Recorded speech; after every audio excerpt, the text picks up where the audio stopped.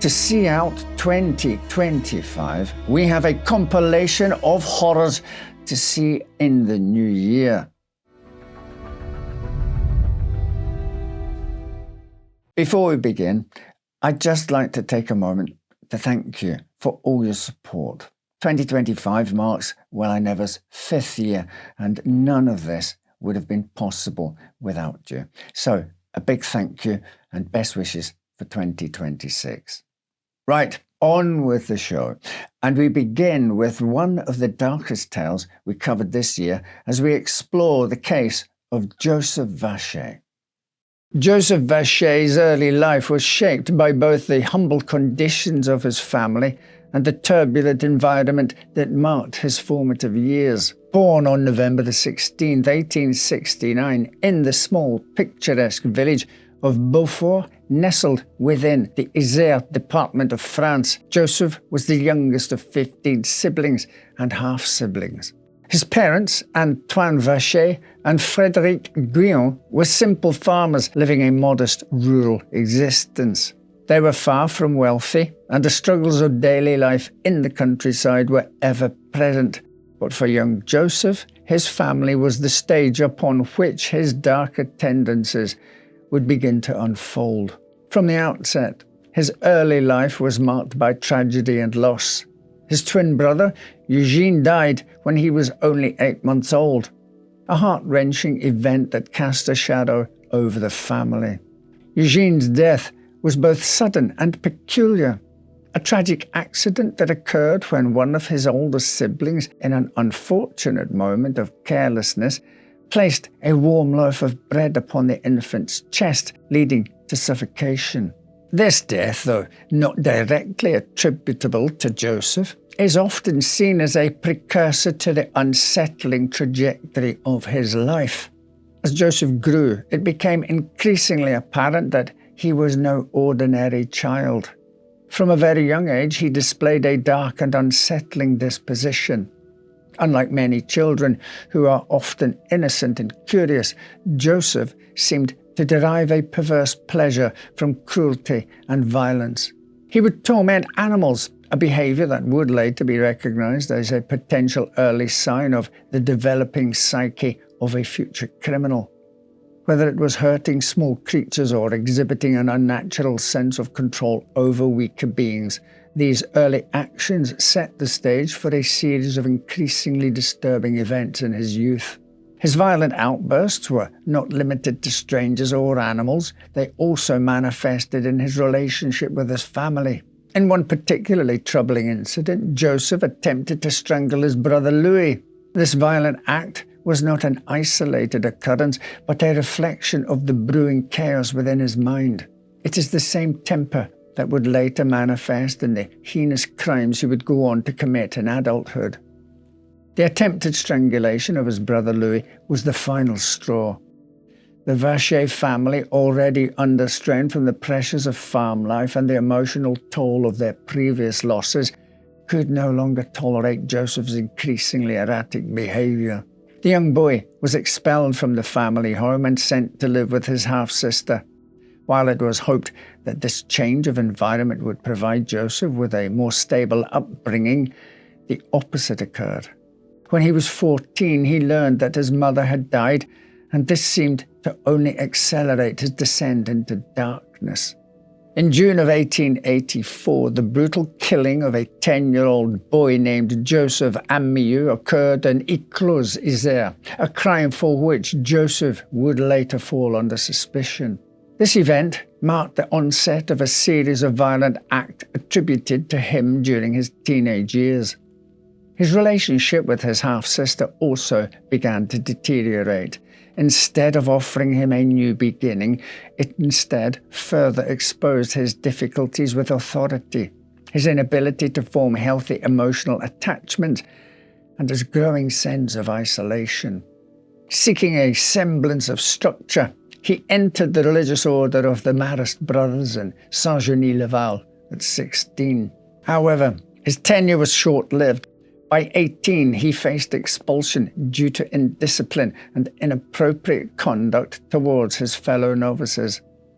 He would later blame his time with the brothers for his dark thoughts. As he ventured into young adulthood, Vacher's health deteriorated, compounded by a diagnosis of syphilis, a malady that ravaged both his body and mind, which eventually led to his confinement in an insane asylum. Despite the severity of his condition, he was eventually deemed cured and released back into society, a decision that would have dire consequences. 1890 marked a significant turning point in Vacher's life, as, at the age of 21, he enlisted in the military, joining the 60th Infantry Regiment. He may have signed up with the hope of finding some stability and a purpose, but his time in the army would provide him with no redemption or discipline, as his underlying instability and volatile personality continued to fester. He often clashed with fellow soldiers and had been caught hiding fatigues in order to try and get them into trouble. He was said to be quick to anger and a loner. Despite this, he also keenly sought promotion, and upon missing out on becoming a corporal, he flew into a rage and attacked a superior officer with a razor blade. He was disarmed, but later used the razor to cut his own throat. He was not greatly harmed, and after a period of convalescence, he returned and was promptly granted his promotion to corporal, much to the chagrin of others in the regiment. He would ultimately rise to the rank of sergeant and gained a reputation for brutally beating those beneath him accused of ill discipline. During his time in the military, Joseph became infatuated with a young maidservant named Louise Baron, who was employed in a civilian role near his base. Louise's beauty captivated Joseph, but this quickly turned to obsession. Louise was initially open to his advances, but his true colours began to show on a night out at the Moulin Rouge. Despite not being in a relationship with him, he flew into a jealous fit when men asked Louise to dance. This slipping of the mask frightened the young girl, and the nascent affection, instead of turning into love, was stifled in its embryo. She returned to her mother's home in Baume-les-Dames, and in a letter written to Vacher, she explained that her mother opposed her marrying him, adding, "Besides, I don't love you." Despite the clearness of her words, Vacher wasn't prepared to take her rejection. He feigned illness in order to secure several months' leave from the army and bombarded her mother's home and workplace with visits, professing his feelings and intentions to marry Louise. During these attempts to gain her hand, he would flit between appearing to be sincere and wild outbursts of anger and violence. On one such occasion, he angrily asked for his letters back, and when he was told he'd have to wait until the next day, he calmed and once more asked Louise to marry him. She again said no, and as she led him to the door, he grabbed her and put a knife to her throat, saying, "You see this one? It's for you." Louise raised the alarm and her mother quickly arrived on the scene, but Vacher denied the attack. He left, but had missed his last train and so returned to the Baron home, asking to stay there the night. These were very different times, and not wanting to deny him hospitality, Mrs. Baron agreed, but during the night he began to shout loudly, "You don't want to give me Louise? Well then, give me Francine." Francine being Louise's younger sister. When he left the following morning, the Barons would have hoped that would be the last time the shadow of Vacher darkened their doorstep. However, he wasn't done just yet. At 5 p.m. on June the 25th, 1893, he once again confronted Louise at work, asking for the return of his letters. As she brought them to the front door, he asked, "You definitely don't want to marry me?" When Louise uttered a final no, Vacher pulled a revolver from his pocket and unleashed a shot that ripped through the young girl's mouth, shattering 2 teeth and tearing her tongue. As she turned to run, he shot her 3 more times in the back of the head. He then put the gun to his own head, firing off 2 bullets. He had seemingly decided that if they couldn't be together in life, they would be together in death. Though this too wasn't to be, as miraculously both were rushed to hospital and survived their wounds.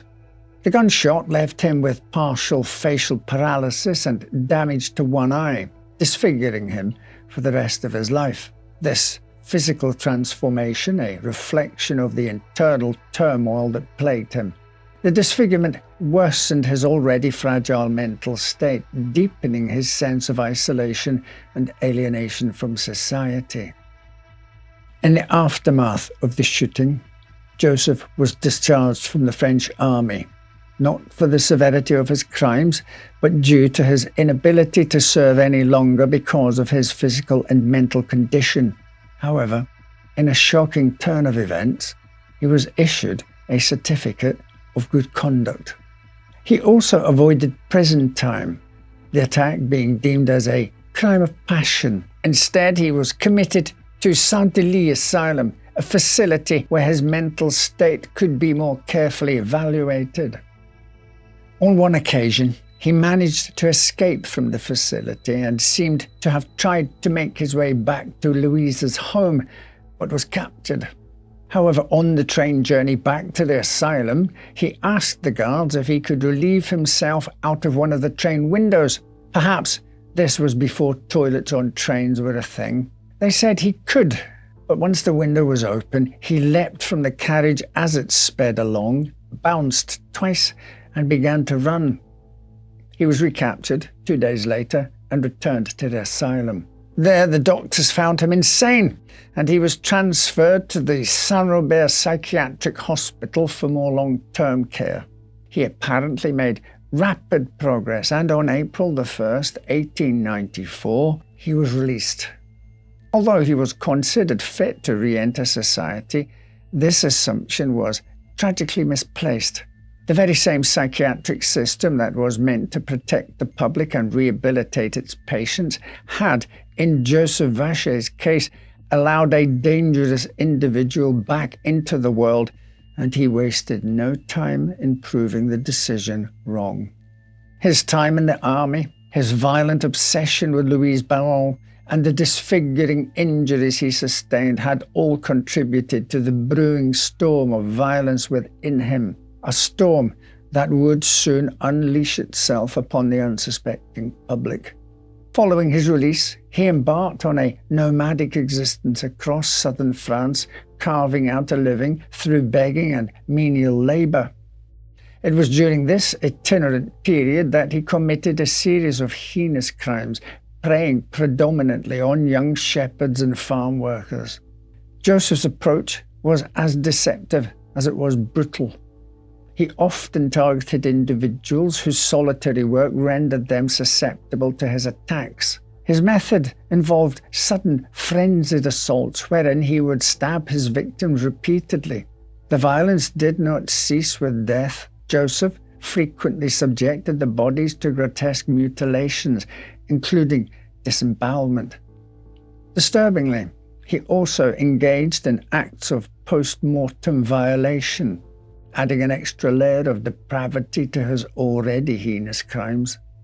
On May the 20th, 1894, in Beaurepaire, Jeannie Donald, a 21-year-old woman, fell victim to Joseph's brutality.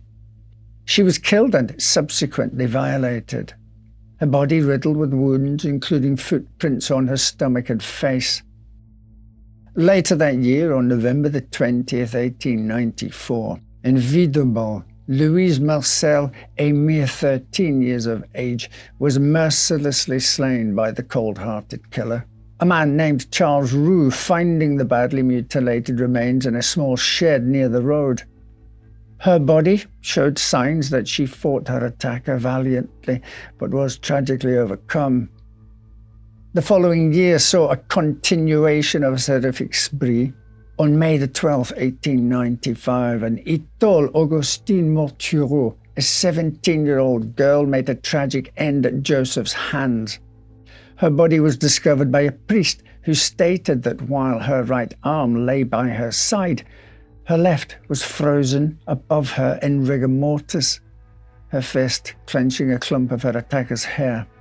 Between May and June of 1896 and Tassin la demi-lune, the life of Claude Beaupier, a 12-year-old vagrant, was savagely taken. His body was concealed in a well, remaining undiscovered for 5 months. Then, on August 24th, 1895, on son tour, Perron Moreau, aged 68, had his life taken and body violated. Just a week later, on August 31st, 1895, in Benance, Victor Potalier, a 15-year-old shepherd, was killed and subjected to post-mortem violation. The terrible bloodshed did not relent. On September 22nd, 1895, in Trenas, Alina Leys, aged 16, had her life taken. A week later, on September 29, 1895, in Saint-Étienne de Boulogne, Pierre Masson-Pelé, a 14-year-old shepherd, suffered a similar fate. Vacher's rampage continued almost completely unabated as he travelled through towns and villages, an evil and deadly vagabond. The last confirmed killing came on June 19, 1897, in Courzoux-la-Giraudière, where Pierre Laurent, aged 14, was, like most of Joseph's victims, killed and violated after death. Beyond these confirmed cases, Joseph is suspected of numerous other killings and assaults spanning various regions of France. Among these are several gruesome incidents that bear his signature brutality. On June 26, 1888, in Jeux, an unidentified 35-year-old woman was found murdered. The following year, on June 30th, 1889, in Moran, Augustine Melanie Perron, aged 23, was slain under mysterious circumstances. Another suspected case occurred on September 29th, 1890, in Vacher, where Olympe Buisson, just 9 years old, was murdered. Then on February 3rd, 1892, in Rochegud, Elizabeth Laborel, 53, was robbed and murdered, suggesting a possible financial motive intertwined with Joseph's violent tendencies. While not all of these cases have been definitively attributed to him, their eerie similarities to his known crimes suggest that his actual victim count may far exceed those officially confirmed. The higher-end estimations claim he may have had as many as 38 victims and had attempted to murder a further 22. Judge Émile Fourquet, a diligent and methodical investigator, began to discern a pattern among the scattered and brutal murders plaguing the rural regions. He meticulously compiled evidence noting similarities in the modus operandi and the transient nature of the suspect.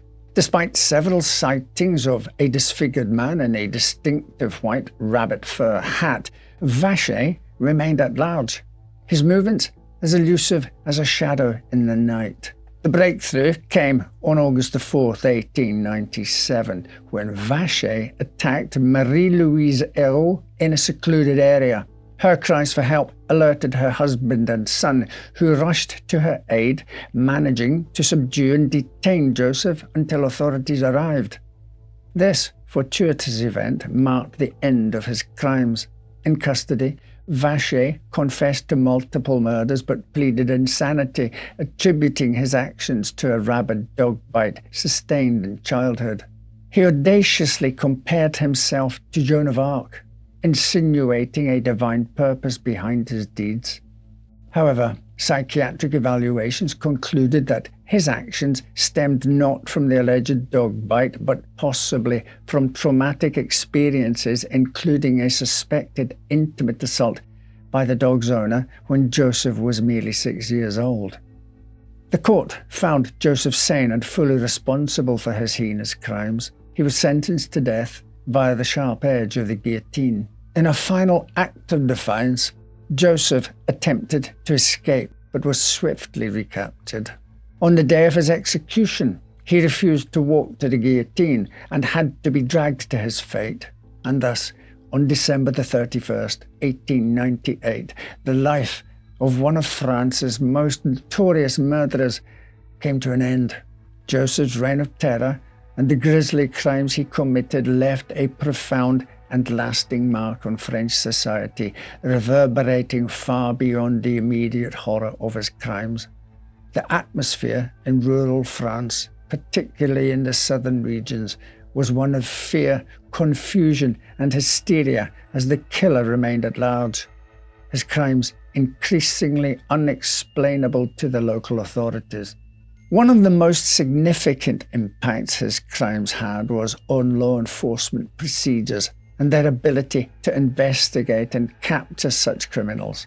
In an era before modern forensic science, detectives relied on traditional investigative methods that were often far too slow or ineffective to catch a wandering, purposefully elusive and brutal killer. The rural nature of his crimes, often perpetrated far from the cities where authorities were better equipped, made it even harder for law enforcement to catch up with him. False arrests became a common feature of the investigation. Desperate for answers and under intense public pressure, authorities arrested several individuals with little to no evidence in order to quell unrest, only to allow the real killer to continue his spree. These misidentifications only served to add to the confusion and fear, as people were more on edge than ever, unsure whether the person next to them was a victim, a witness, or even the killer himself. This climate of fear fed into the public hysteria, creating a witch hunt atmosphere where no one felt safe, especially in the rural farming communities that Joseph targeted. One man in particular, a Mr. Grenier, suffered greatly. The home he shared with his wife and children was some 300 meters away from the location of Augustine Mortureau's body. He was known for having a wandering eye, and locals quickly pinned the crime on him. This led to him nearly being lynched on more than one occasion, and he and his family would only know peace when Vacher confessed to the crime 2 years later. In the years following his capture and execution, the macabre story of Joseph Vacher continued to haunt the public's imagination. His notoriety made him a subject of both academic interest and popular culture, with numerous works exploring his life and macabre acts of evil. His crimes were horrific and served to expose the limited tools and methods available to law enforcement at the time. However, while Britain's Ripper seems to have vanished into the shadows he seemingly spawned from, the French Ripper was ultimately captured and brought to justice. Our next killer was less prolific, but his crimes were no less macabre. On a September morning in 1935, two young women walking along a quiet narrow gorge near the Scottish border stumbled upon a parcel wrapped in newspaper. It looked out of place among the rocks and rushing water. Curious, the women opened it and were horrified with what they found. Inside was a human arm hacked from its body. When the police were called to the scene, they combed the stream. They discovered more parcels, each containing a new horror, body parts dismembered and stuffed into newspaper wrappings. Across several days, investigators continued to find body parts, piecing together the grim jigsaw puzzle until it was finally complete, revealing the corpses of two people. The discovery shocked Britain and became one of the most notorious double murders of the 20th century. The case gripped the public, not just because of its gruesomeness, but because of the person accused, a respected doctor, beloved in his community. His name was Buck Ruxton, a man no one would have suspected of such horror. Buck Ruxton was born Bukchar Rostomji Ratanji Hakim on March 21, 1899, in Bombay, British India. He came from a wealthy Parsi family of means and education. His upbringing was privileged, with parents wealthy enough to fund his medical education. Ruxton wasn't outgoing growing up, but he was intelligent, driven, and ambitious. By his teenage years, he had already fixed his sights on becoming a doctor. With the financial backing of his family, he attended the University of Bombay, qualifying first as a Bachelor of Medicine in 1922 and then as a Bachelor of Surgery the following year. He took up work in a local hospital where he specialised in medicine, midwifery and gynecology. His career prospects were bright, and in 1923 he joined the Indian Medical Service as a commissioned officer, serving in postings in Basra and Baghdad, but his time in the service was short-lived. Around this same period, he entered into an arranged marriage that quickly fell apart. When Buck later left India for Europe, he did everything he could to erase his first marriage, choosing to reinvent himself almost entirely. That reinvention began in Britain. Arriving in 1926, Ruxton briefly studied under the name Gabriel Hakim at London's University College Hospital before moving to Edinburgh. Although he failed his fellowship exam with the Royal College of Surgeons, his qualifications from India were enough to allow him to practice medicine in the UK.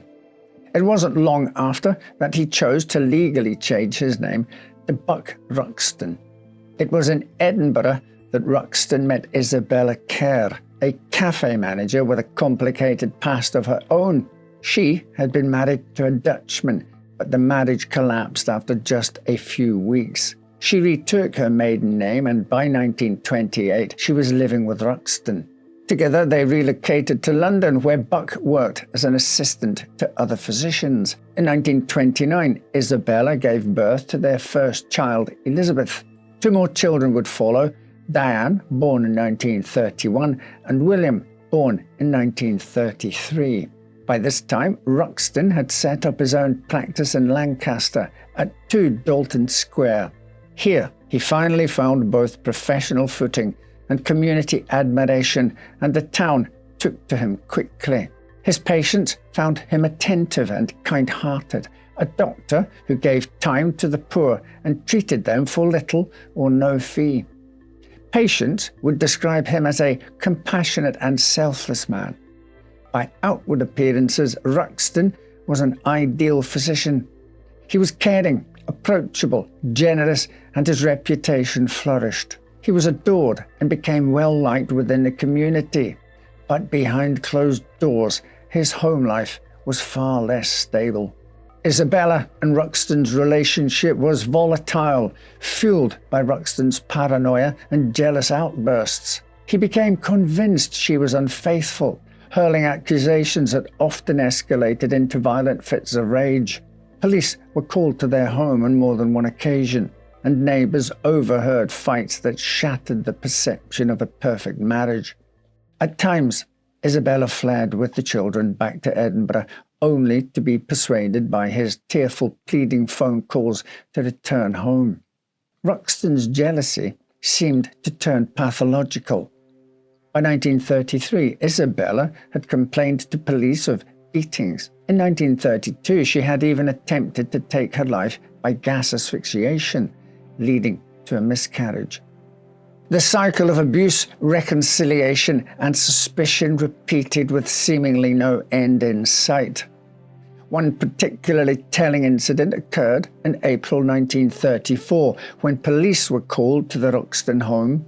In the middle of an argument, Buck reportedly told the officer, "Sergeant, I feel like murdering 2 persons. My wife is going out to meet a man." By September 1935, tensions had reached their peak.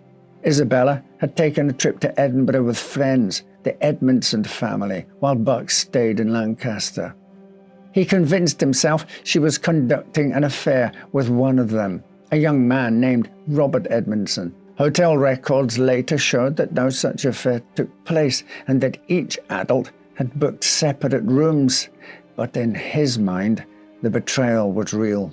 Still, nobody could have imagined the violence brewing or how brutally it would one day erupt and turn into murder. On September the 15th, 1935, neighbours noticed something odd at the Ruxton home.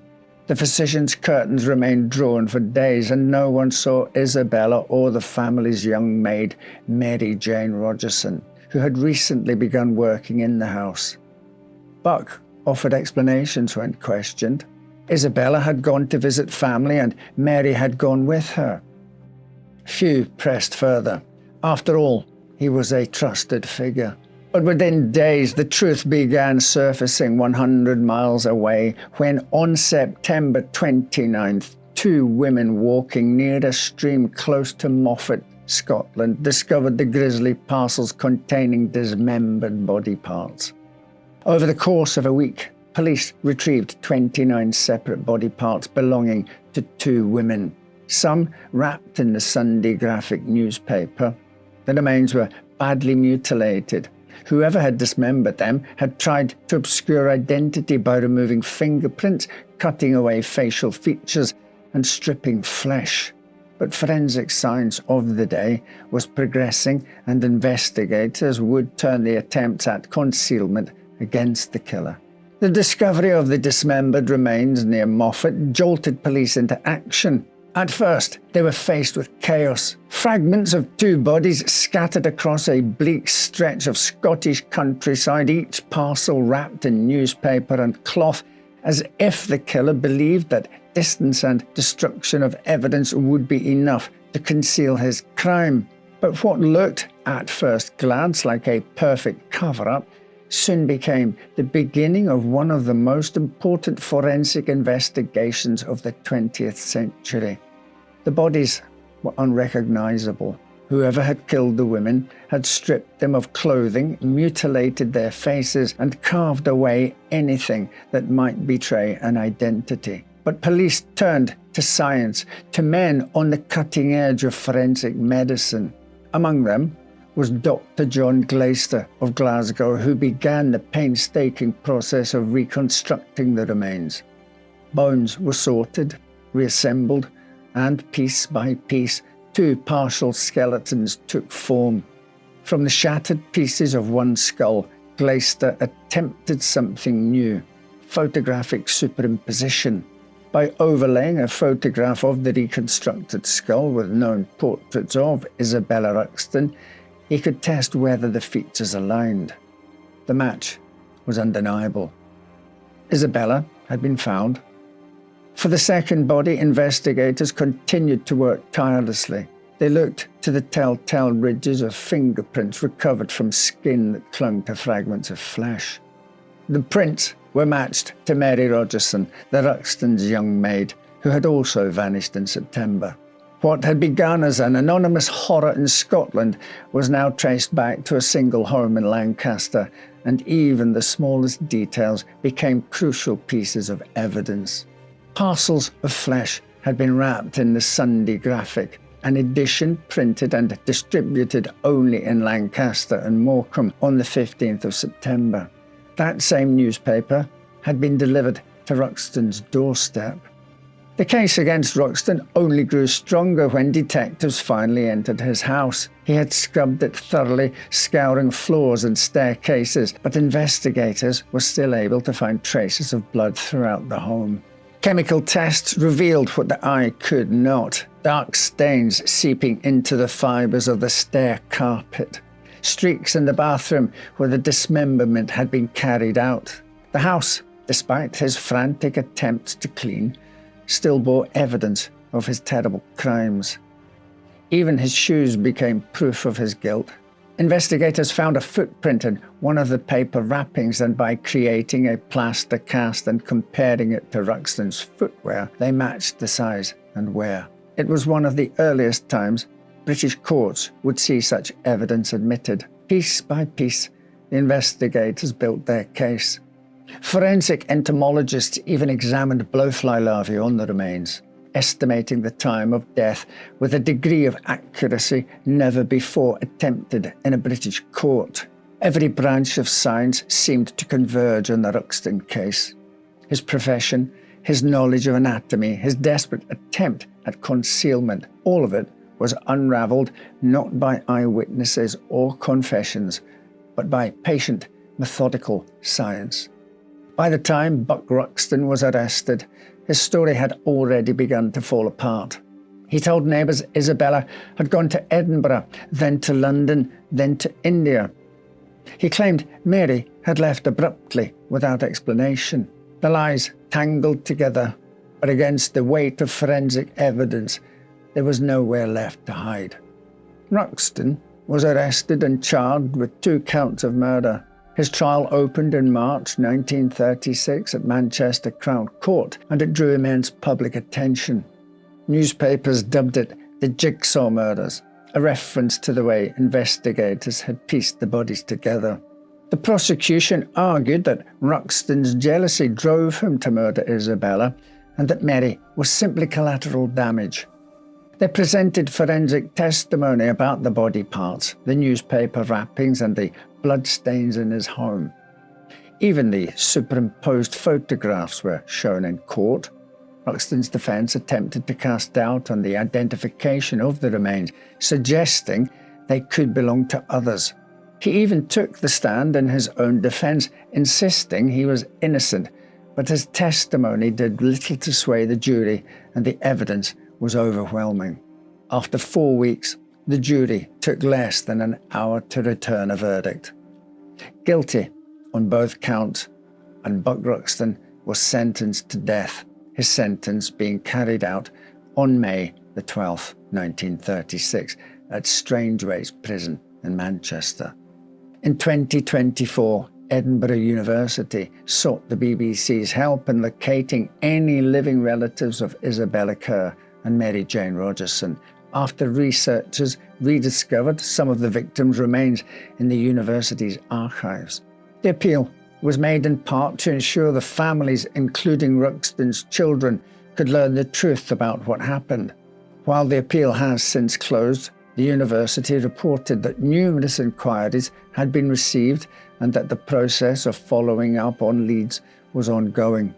The story of Buck Ruxton ended at the gallows in May 1936, but the impact of his crimes continues to live on in the history of British crime. His case was more than a sensational murder trial. It was a turning point in the use of forensic science in Britain. For the first time, techniques like photographic superimposition, forensic entomology, and footprint analysis were showcased in court, proving for the first time that science could succeed in catching a killer where witnesses and confessions were absent. We switch now from a killer husband to a killer wife whose weapon of choice was the humble corned beef sandwich. Ethel Lily Brown was born in 1891 in Lincolnshire, the daughter of a gamekeeper employed on the estate of Sir Henry Hawley. She grew up alongside 3 brothers, and like many girls of her class at the time, she left school at 14 to begin work, in her case as a dressmaker. Her life in rural England at the turn of the century was modest, but Ethel's early years were overshadowed by a secret that would follow her into adulthood.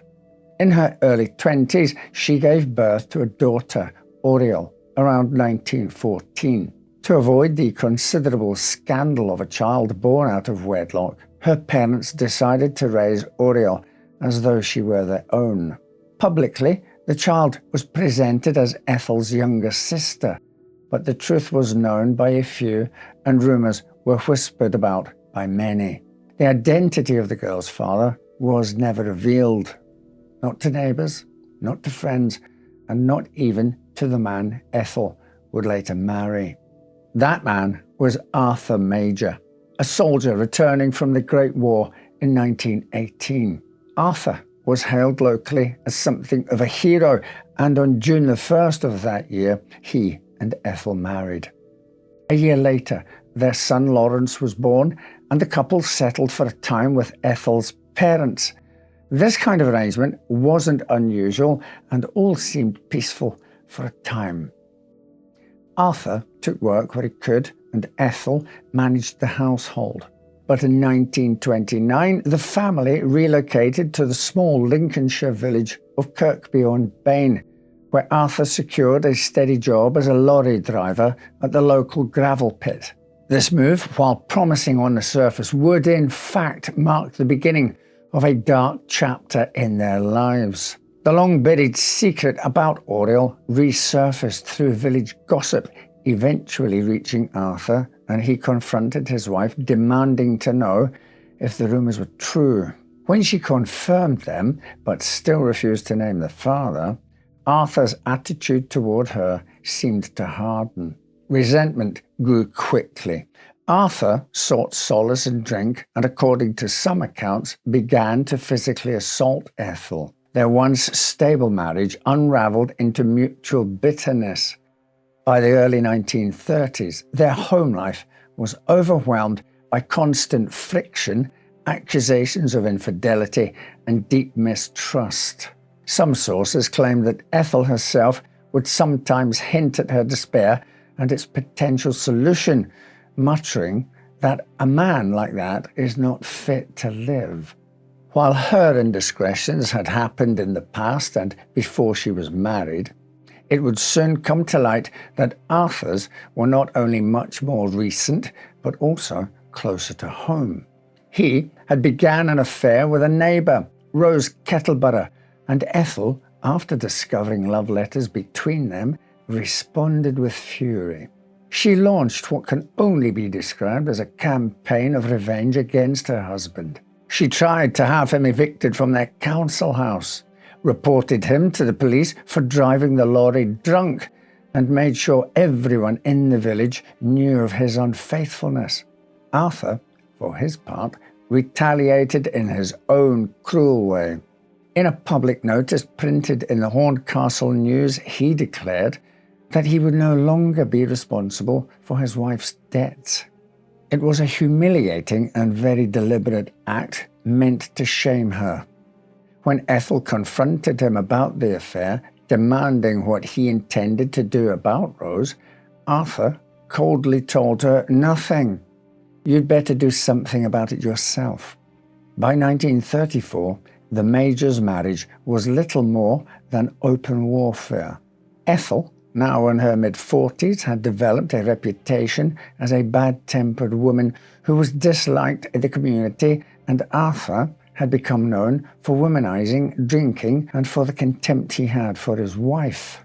The relationship had become so toxic that Ethel often refused to sleep in the same house as him, walking more than a mile each night to sleep at her parents' home instead. But what happened next would bring their years of conflict to a deadly conclusion, as Arthur's words daring his wife to do something about it herself seemingly came back to haunt him. The chain of events that would ultimately seal Ethel Major's fate began in late May of 1934. At work one spring day, Arthur Major sat down to lunch. Despite his, let's say, less than perfect marriage, he still relied on his wife to make him a packed lunch each morning. Most days, it would consist of a simple corned beef sandwich, and today was no different. It's a simple but hearty foodstuff, often found in rations, but on this particular occasion, it didn't taste right. Arthur stated it tasted off and threw the sandwiches away. He even joked with a colleague that perhaps his wife was trying to poison him. A few weeks later, he was served another meal of corned beef at home and quickly fell violently ill.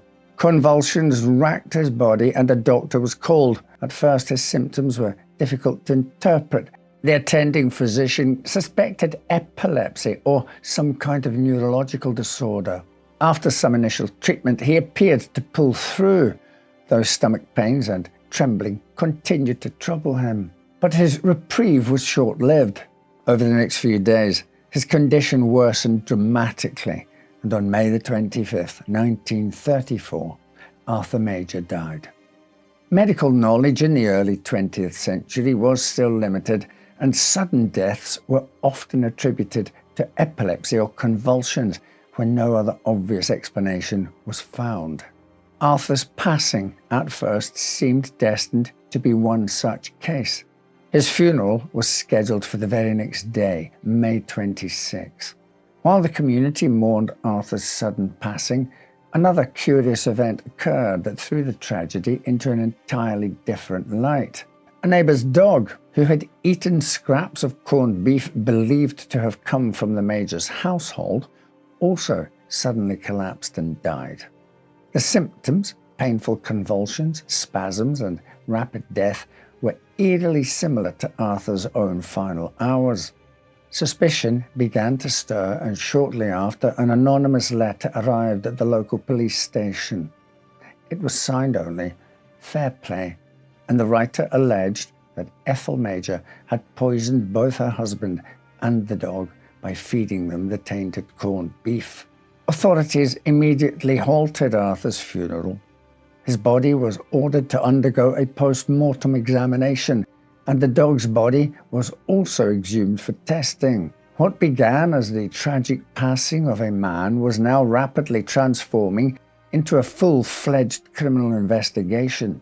The autopsy was performed by Dr. Roche Lynch, one of the leading pathologists of his time. His analysis revealed strychnine in Arthur's body, a toxic, fast-acting poison often used for pest control.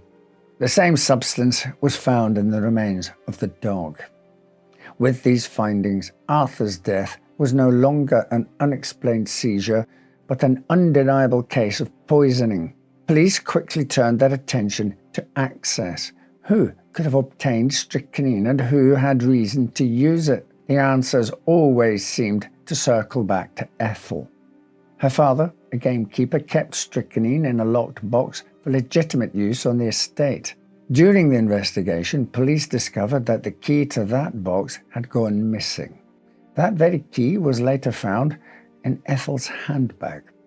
Even more damning, when police first questioned her, they had not yet disclosed that strychnine had been identified in Arthur's system, but Ethel reportedly asked them, "How did you know my husband died from strychnine poisoning?" Once suspicion fell squarely on her, Ethel was arrested and subjected to further questioning. Investigators combed through the Major's troubled marriage for motive. Witnesses came forward with damaging testimony, and one neighbour, Elsie Roberts, swore she had seen Ethel feeding the neighbour's dog herself, even though Ethel was known to dislike the animal.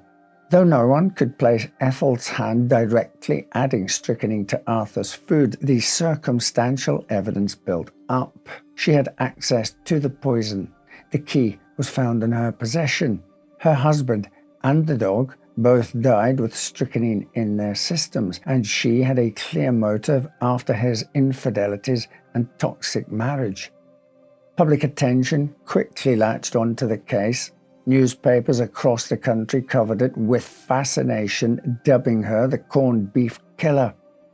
The idea of a wife secretly lacing her husband's meals with poison shocked readers and fueled gossip.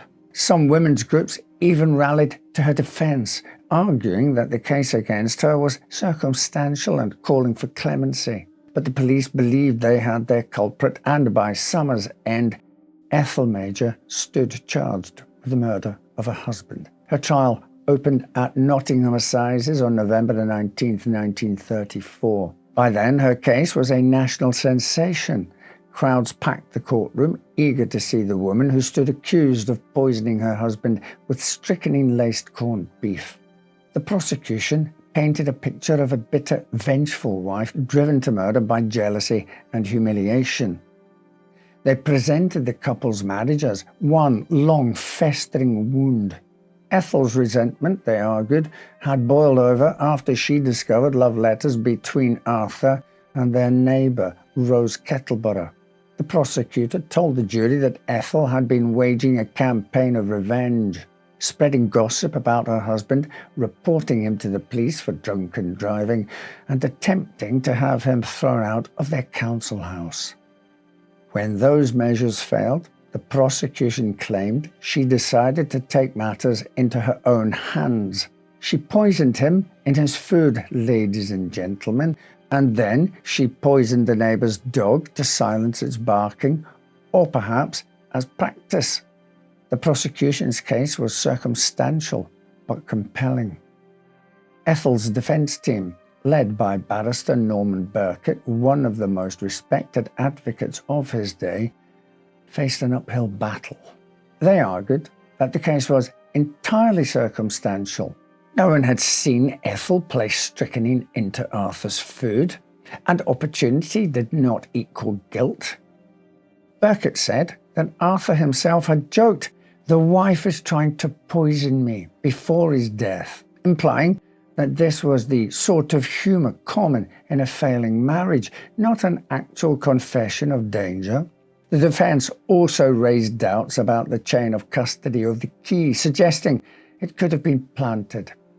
And they argued that the anonymous letter signed "Fair Play" might have been written by someone with their own grudge against Ethel, eager to see her life ruined. But despite Burkett's strong attempt at a defence, the jury seemed unmoved. And on November the 23rd, 1934, after just 3 hours of deliberation, they returned a verdict: guilty. Ethel Major stood in the dock as the judge pronounced the sentence required by law: death by hanging. Her execution was scheduled for December the 19th, 1934, at Hull Prison. The verdict shocked some and satisfied others. In the weeks that followed, petitions for clemency began to circulate. Supporters argued that the case against Ethel was based solely on circumstantial evidence and that no direct proof linked her to the administration of strychnine.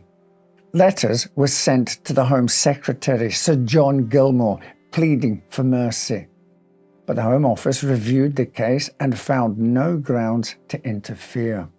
Public sympathy was not universal, though, and many believed she was guilty and had earned her fate. On the morning of December the 19th, 1934, Ethel Major was led from her cell at Hull Prison to the execution chamber. The official executioner was Thomas Pierpoint, assisted by his nephew, Albert Pierpoint, who would go on to become the most famous hangman in Britain. At precisely 8 a.m., the trapdoor fell and Ethel Major, aged 45, was pronounced dead within minutes. Outside the prison, a small crowd gathered in the cold. Another chapter of Britain's history of capital punishment had closed. The case of Ethel Major, remembered as the corned beef killer, still stands out as one of Britain's most notorious poisonings, combining all the factors of a classic true crime case: a bitter marriage, infidelity, small-town gossip, and sudden death by a hidden poison. But what do you think about the case? Was justice served, or could there have been another side to the story? Could Ethel have been framed? And if so, why and by whom? Let us know your thoughts in the comments below. Another femme fatale is at the centre of our next tale, one apparently worth losing a leg for. Her crimes are legendary, but even today the details of Martha Marek's life remain clouded by the Nazis, whose control of the Austrian media meddled with facts and obscured the truth. She was likely born near Vienna in either 1897 or 1904. Her birth date is muddled with that of her sister. Martha's childhood was desperately unhappy. According to some reports, she was orphaned soon after birth.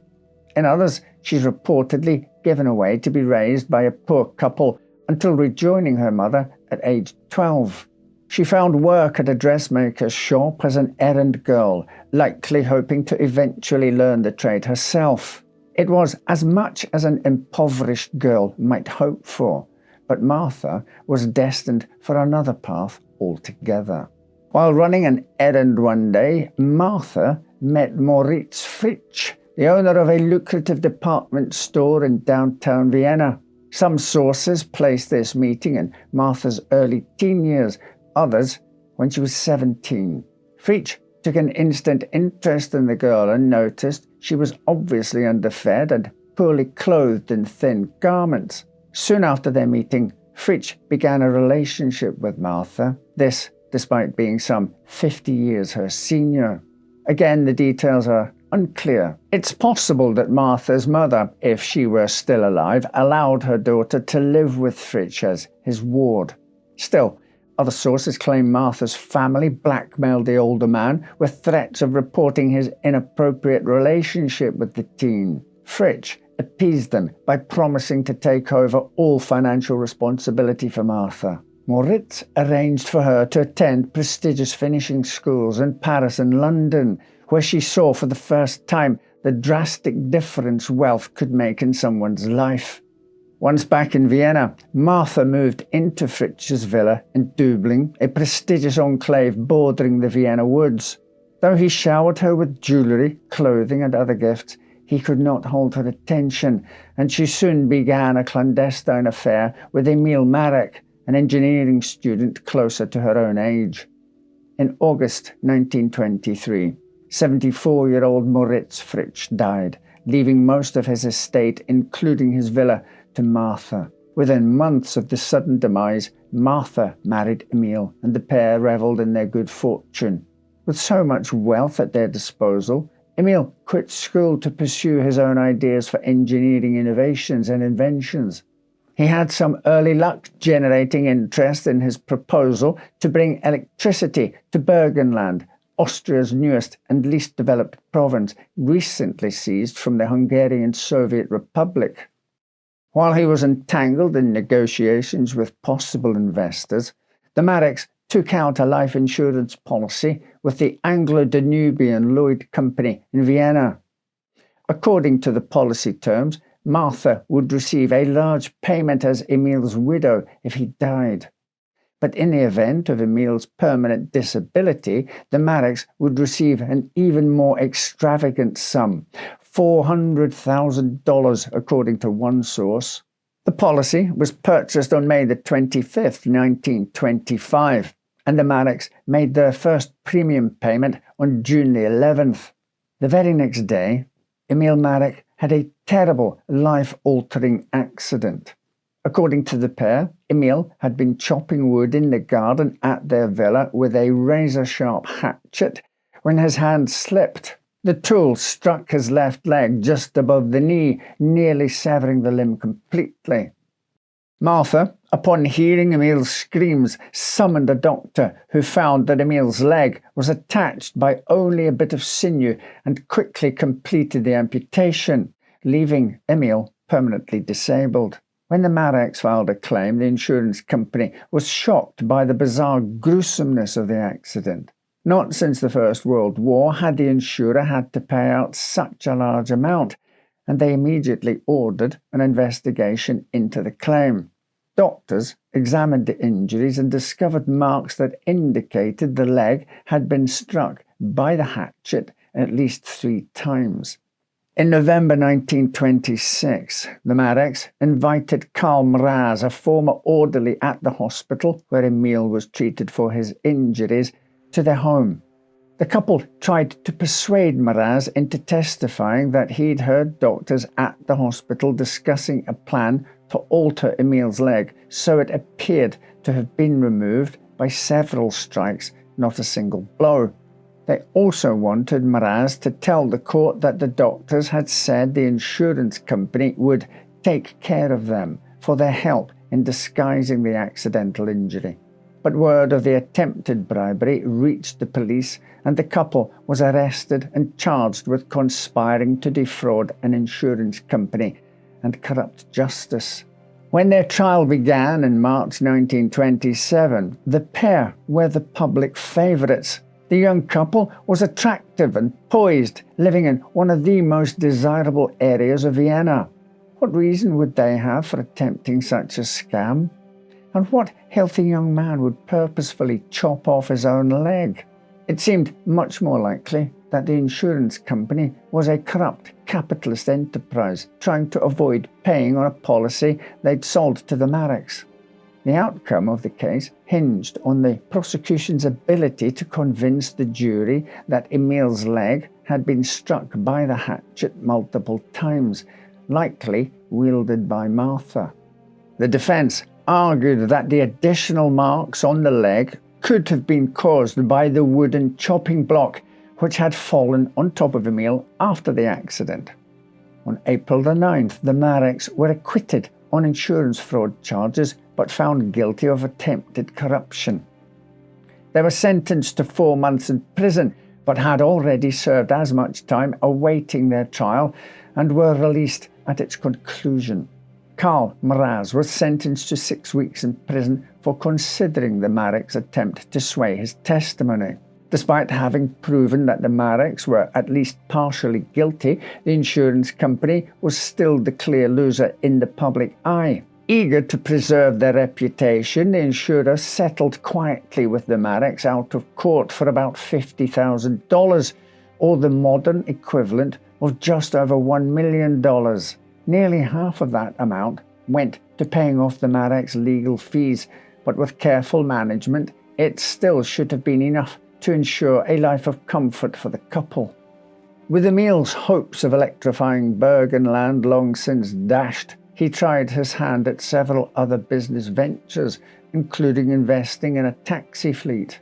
But before long, they had squandered their wealth and were forced to move to Algiers, where Emil worked for a radio firm.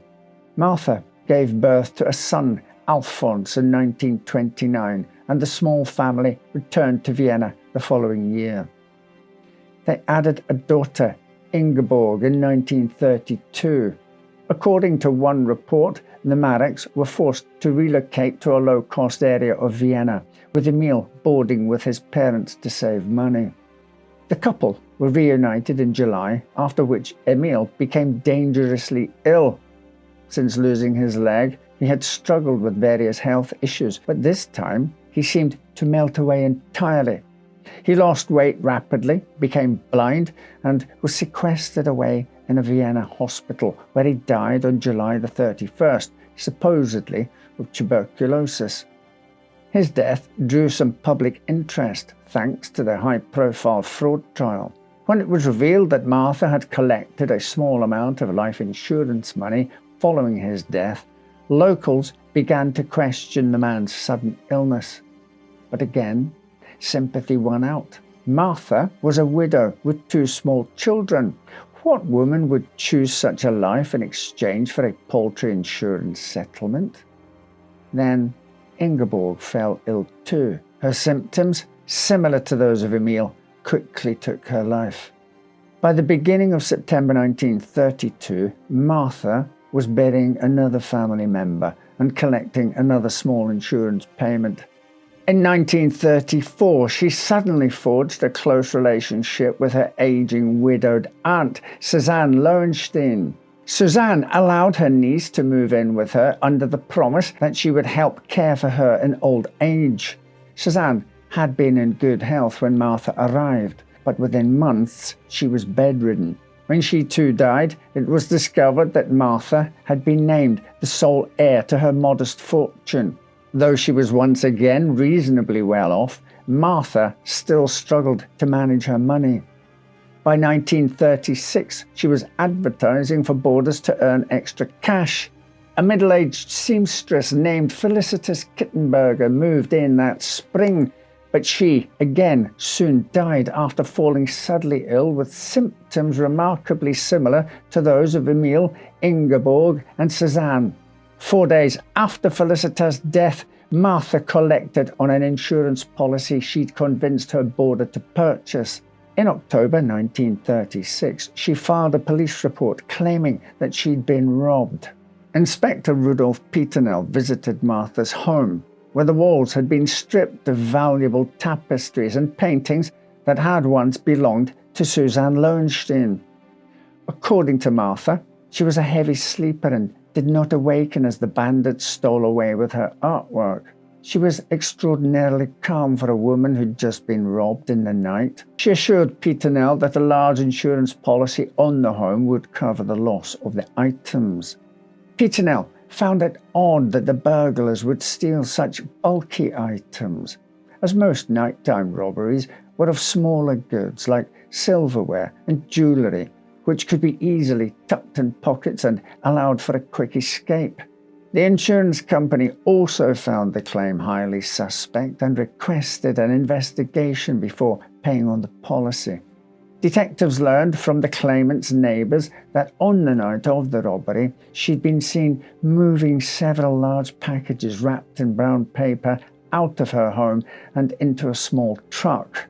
They traced the truck to a storage warehouse where the manager told police that Martha Marek had requested the removal of a list of items from her home on the same night as the alleged robbery.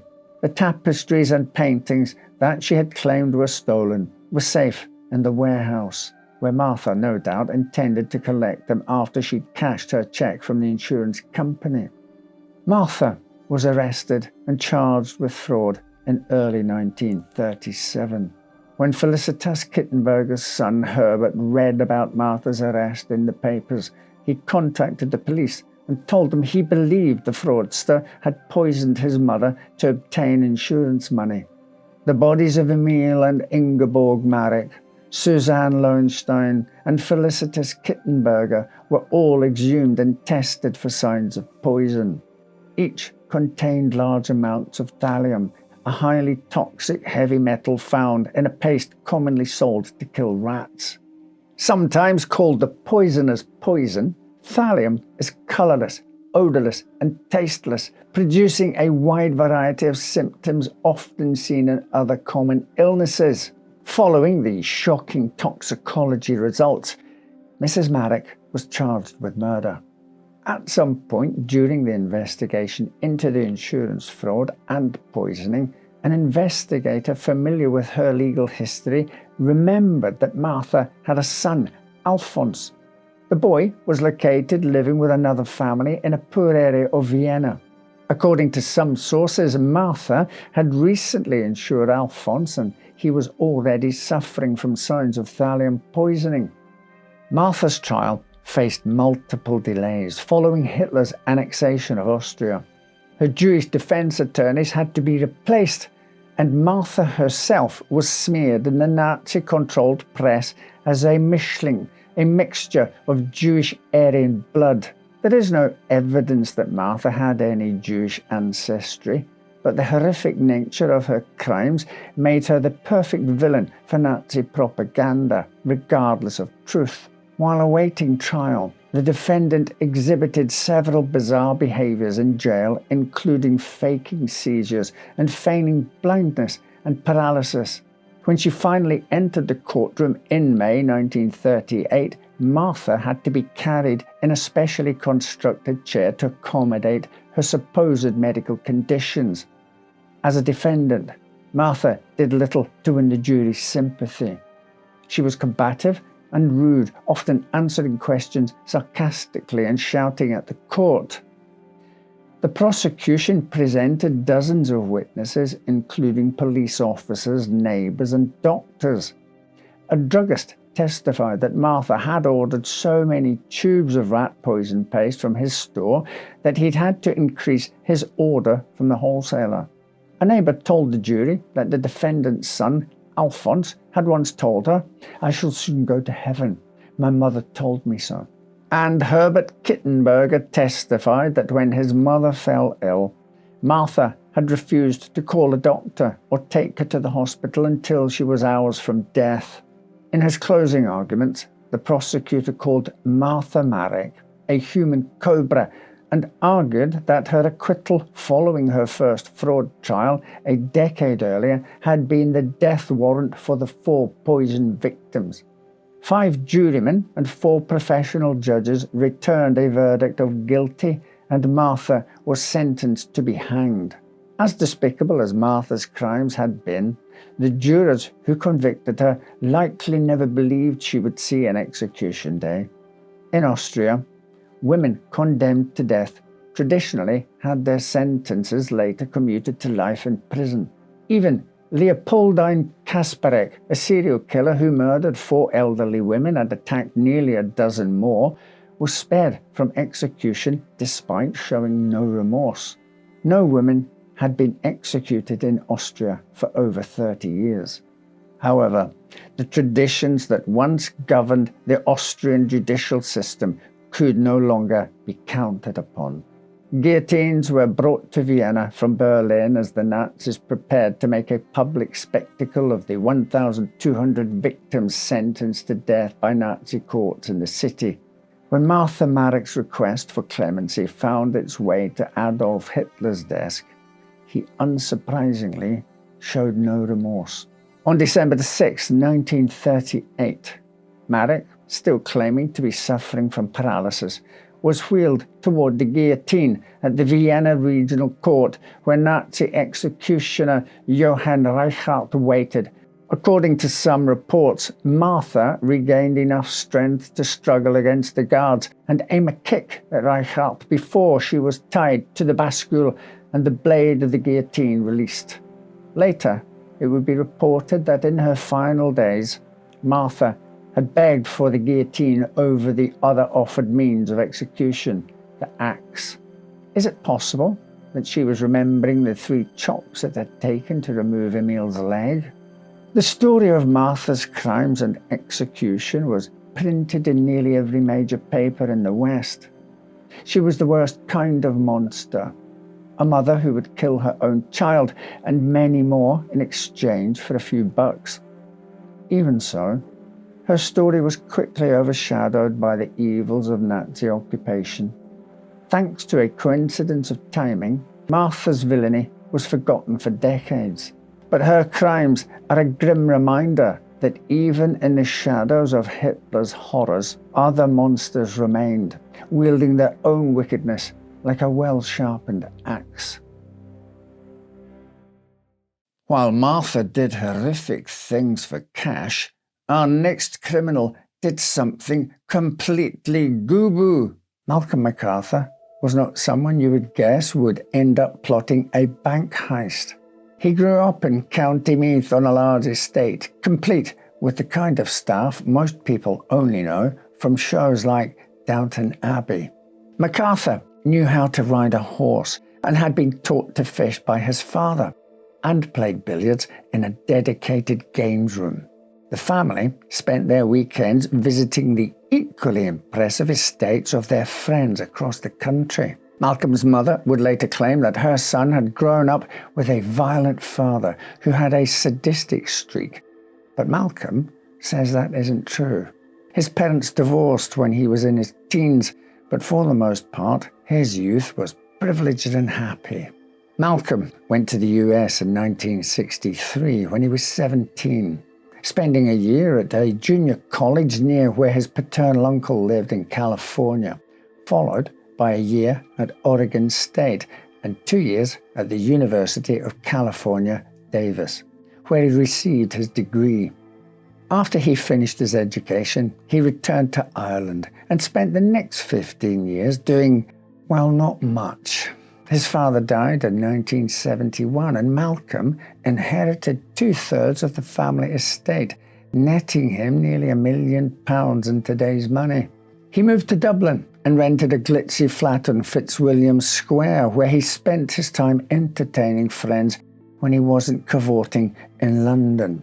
He loved books and libraries and was happy to spend his days lost in a text. His inheritance meant that Malcolm never had to find a job or worry about all the other things other people beginning their adult lives did. But the once flush MacArthur was effectively broke by the time he'd reached his mid-30s. After a decade of mismanagement and reckless spending, he found himself facing the prospect of pinching his remaining pennies. In 1981, he loaned a trusted friend tens of thousands of pounds to help him escape a tight spot.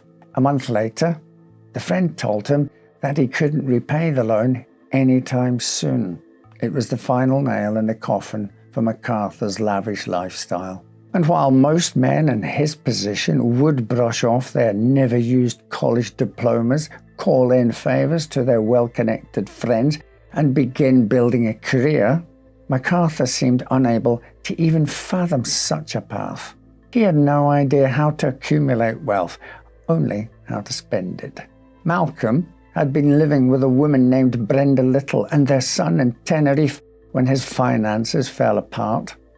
He didn't want to tell her about his problem, nor did he tell his mother, who could have helped him, having inherited the other third of the family estate when her ex-husband died. Instead, he began looking for a fast fix to put his life back on course before anyone even realised it had veered off. At that point in time, the Irish Republican Army had been funding its campaign through a series of bank heists. MacArthur saw no reason why he couldn't do the same. He told Brenda that he had financial business in Dublin and flew to the capital. His mind worked logically through the situation. To get money, he needed to rob a bank. And to rob a bank, he needed a gun and a getaway car. On July the 22nd, 1982, MacArthur took his search for a vehicle to Phoenix Park. The large grassy expanse was and remains a popular summer destination for picnics and sunbathing. 27-year-old nurse Bridie Gargan had stopped there to enjoy a few minutes in the early evening sun on her way home from her shift at St. James's Hospital. After lounging on a patch of grass, Bridie returned to her car parked along Chesterfield Avenue, the main road through Europe's largest city park. She didn't notice the bearded man in the tweed trousers moving from tree to tree as he tailed her, but Paddy Byrne, a gardener at the US ambassador's residence in the park, did. He saw MacArthur bundle Bridie into her car and then began punching her. The gardener tried to intervene, jumping a garden wall and hurtling toward the vehicle where MacArthur was pummeling Bridie Gargan with a hammer. By the time he reached the car, Malcolm was pretending to read a newspaper. A few pages thrown over Bridie's bloodied body in the back seat. Paddy Byrne pounded on the windows and Malcolm MacArthur climbed out of the car. After a brief struggle, MacArthur peeled away in Bridie's small grey Renault 5. Paddy lay in a ditch, having lost his footing during the tussle. As MacArthur sped out of the park gates, an ambulance driver took notice of the vehicle with blood spattered across the windshield. When he saw the St. James's parking permit, the driver figured it belonged to a doctor transporting a patient to the hospital. The ambulance driver threw on his lights and escorted MacArthur through the busy Dublin streets. As the ambulance flew through the gates of St. James's, Malcolm took a sharp turn and fled towards Rialto. He abandoned the car on South Circular Road, with Bridie Gargan clinging to life in the back seat. While she would be found within hours, she would ultimately succumb to her severe head injuries 4 days later. Despite having botched the first step in his plan and with a nationwide manhunt now unfolding, Malcolm was undeterred. After the brutal attack, he walked into an office on South Circular Road to inquire about a bus schedule. He wanted to get to Edenderry, where he had seen in the local newspaper a farmer was selling a shotgun. MacArthur took a bus to Finglas, where he shaved his beard in the restroom of a pub before continuing on to Edenderry. He spent the night of July 24th on the harbour and purchased a carton of milk and a copy of the Sunday Independent from a local shop the next morning. The front page contained a story about a nurse found beaten in her car, now fighting for her life at Richmond Hospital. After drinking his milk and reading up on his own crime, Malcolm set off to meet a 27-year-old farmer named Donald Dunn about a gun. The pair met at the post office in the centre of town at 10:30, so Dunn could drive the potential buyer to the bog between Edenderry and Rathangan to test the weapon. Donald was last seen alive walking towards his car on JKL Street alongside a slouching man.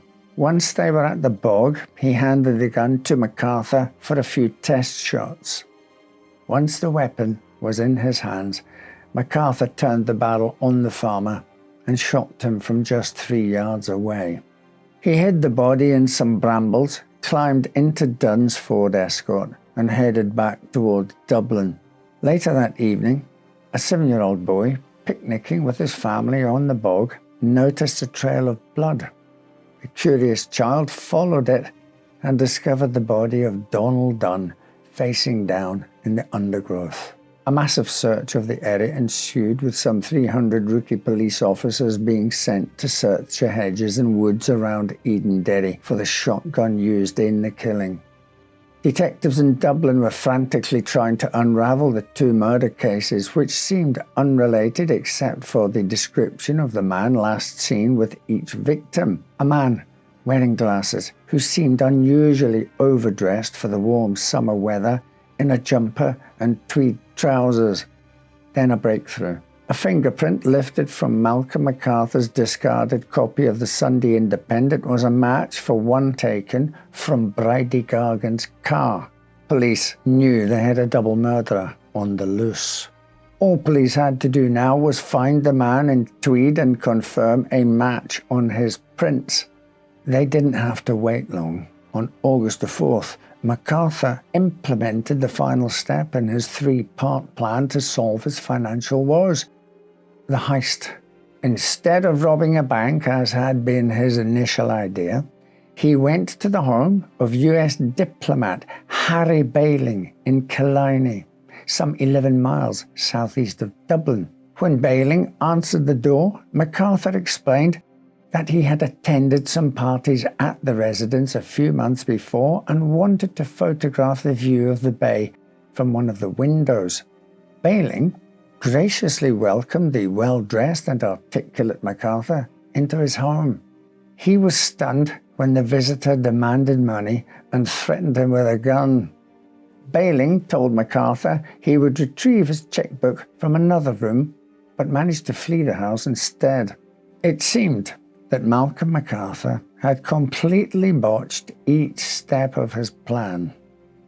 He hid at the home of Paddy Connolly, the then Attorney General and old acquaintance he knew through Brenda Little.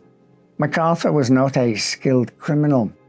He had killed 2 people and was still no closer to pocketing the cash he was chasing. His plan, which had seemed so simple and straightforward, had gone off the rails at every turn. Now his crimes were splashed across the papers and the nation was on high alert. He needed time to think and a better place to hide.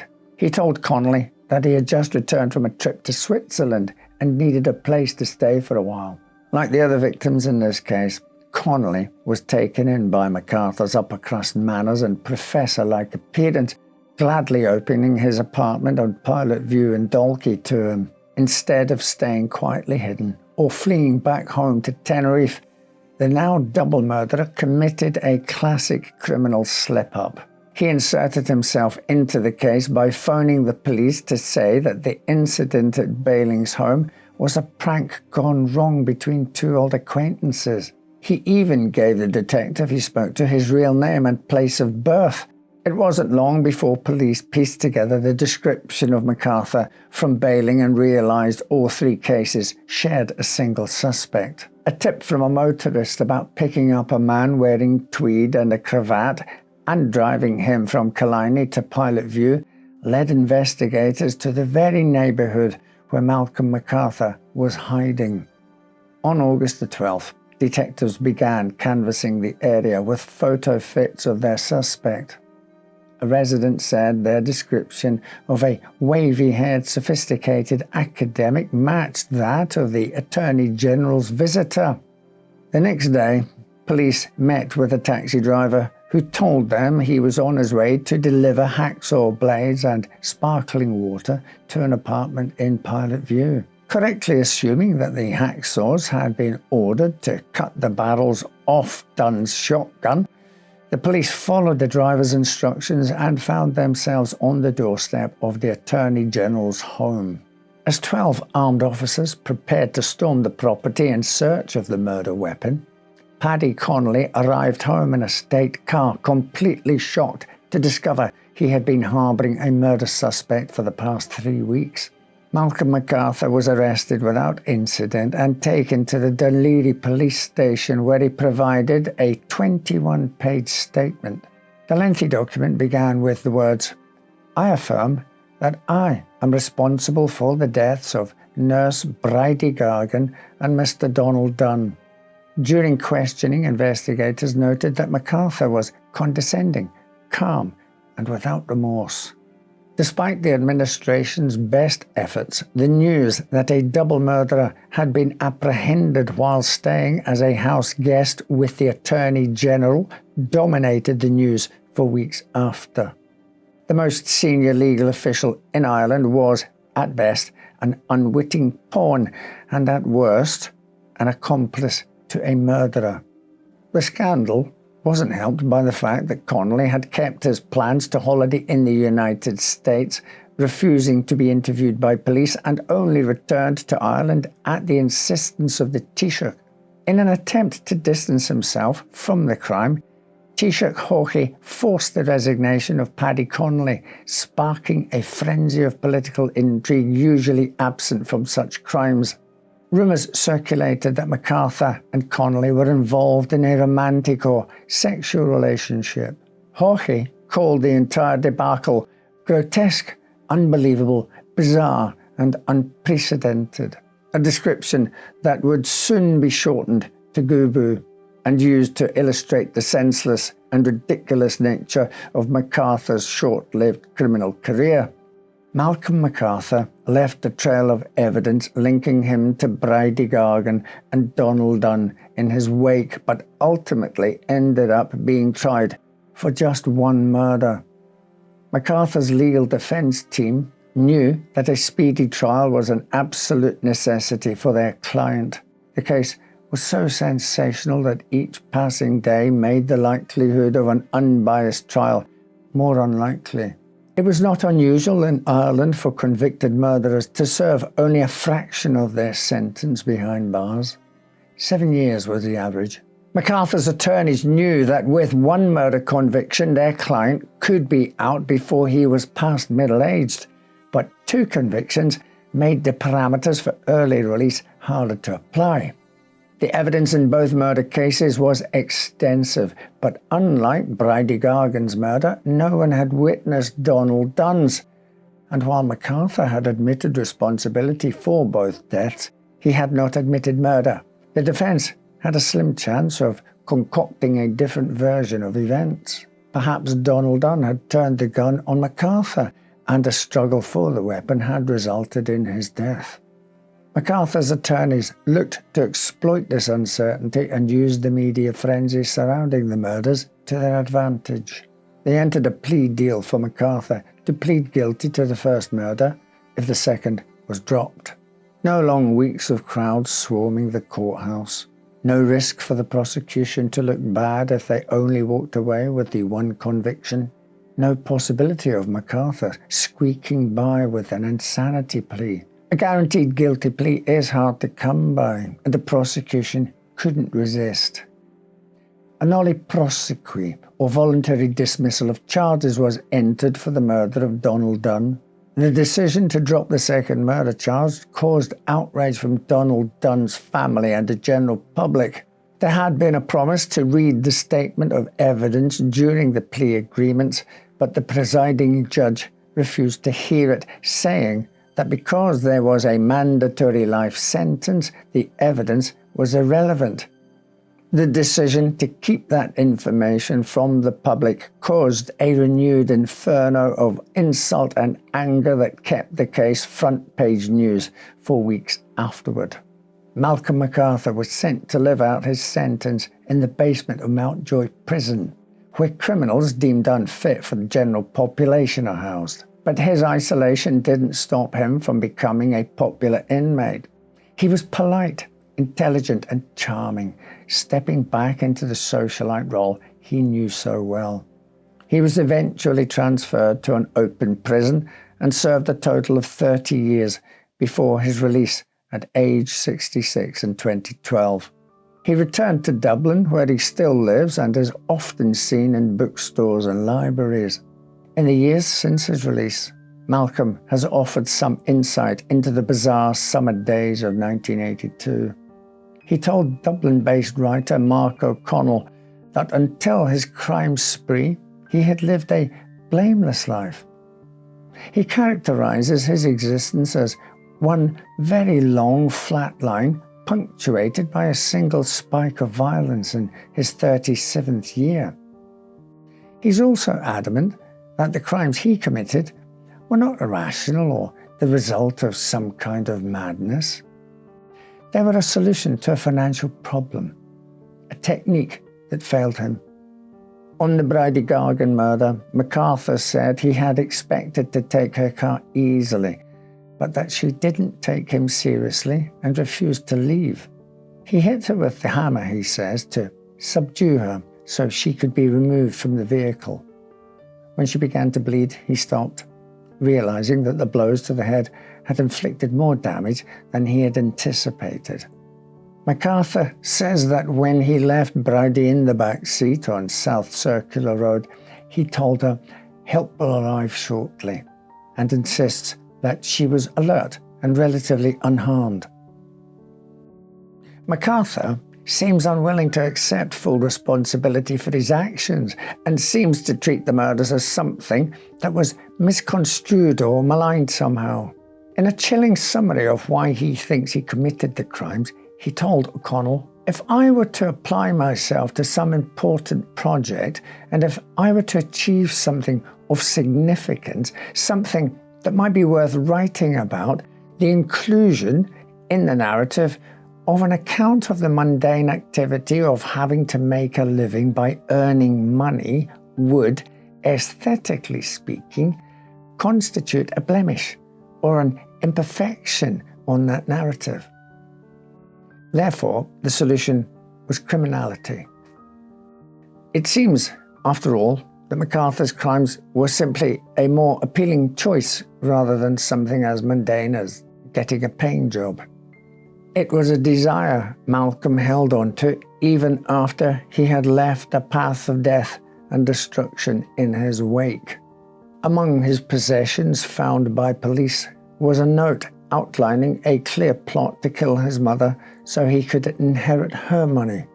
In deciding to create a more interesting narrative for his story arc, Malcolm MacArthur took the lives of two innocent victims, planned a matricide, destroyed a political career, and terrorized a nation for weeks on end. There's nothing as GUBU as that. Money is often at the center of these crimes. Such was the case in the Glencorse Massacre. On a bitterly cold January morning in 1985, a farmer feeding his sheep near Glencorse Reservoir in Midlothian, Scotland, came across an Army Land Rover stuck in a ditch, its engine still running. Finding a vehicle trapped in the snow was not unusual in the remote Pentland Hills area, but as the farmer got closer, a chill ran down his spine as it became clear that this was no ordinary case of a driver skidding on ice. The back of the Land Rover was dripping blood, with a trail of frozen red beads marking its route for as far as the farmer could see. He followed the bloody markers over a mile to a derelict stone cottage where he discovered the bodies of 3 men. The farmer rushed to the nearest phone to call the Lothian and Borders Police. Having seen that 2 of the men were dressed in military uniforms, the farmer also called the Glencorse Barracks, a British Army outpost near Pennacook. By then, those at the barracks had been searching for the missing men for over an hour after the crew had failed to return from the weekly payroll run. It would soon be discovered that retired Major David Cunningham, Staff Sergeant Terry Hoskers, and Private John Thompson had lost their lives in a crime so shocking and brutal it earned the nickname the Glencorse Massacre. On the morning of January 17th, Cunningham, Hoskers and Thompson left the barracks around 9:30 to complete the payroll run. 56-year-old Major David Cunningham had retired from the Royal Pioneer Corps the previous year, but then took up the post of civilian paymaster at the Glencorse Barracks. Private John Thompson, just 25 years old, had arrived at Glencorse a week earlier, and it was his first time doing the payroll run. Staff Sergeant Terence Hoskers, a 39-year-old bachelor, had served for 7 years all over the world. He'd recently been posted to Germany, but offered to swap spots with a friend who had a German-speaking wife. The three drove the 5 minutes to the Royal Bank in Pennacook, parked at the back door, and collected the payroll waiting in a canvas bag. This was all standard procedure in what the Army called a routine cash and carry trip, completed every second Thursday. After collecting the cash, the men would return immediately to the barracks, the entire trip taking no more than 15 minutes. PCs Bill Anderson and Dougie Allen had been out looking for the late-to-return Land Rover when they got the call about an Army vehicle stuck in a ditch. Anderson followed the trail of blood to Longleat Cottage, while Allen called for backup and stood guard over the Land Rover, which was described as a bloodbath, its seats full of gore and empty shell casings.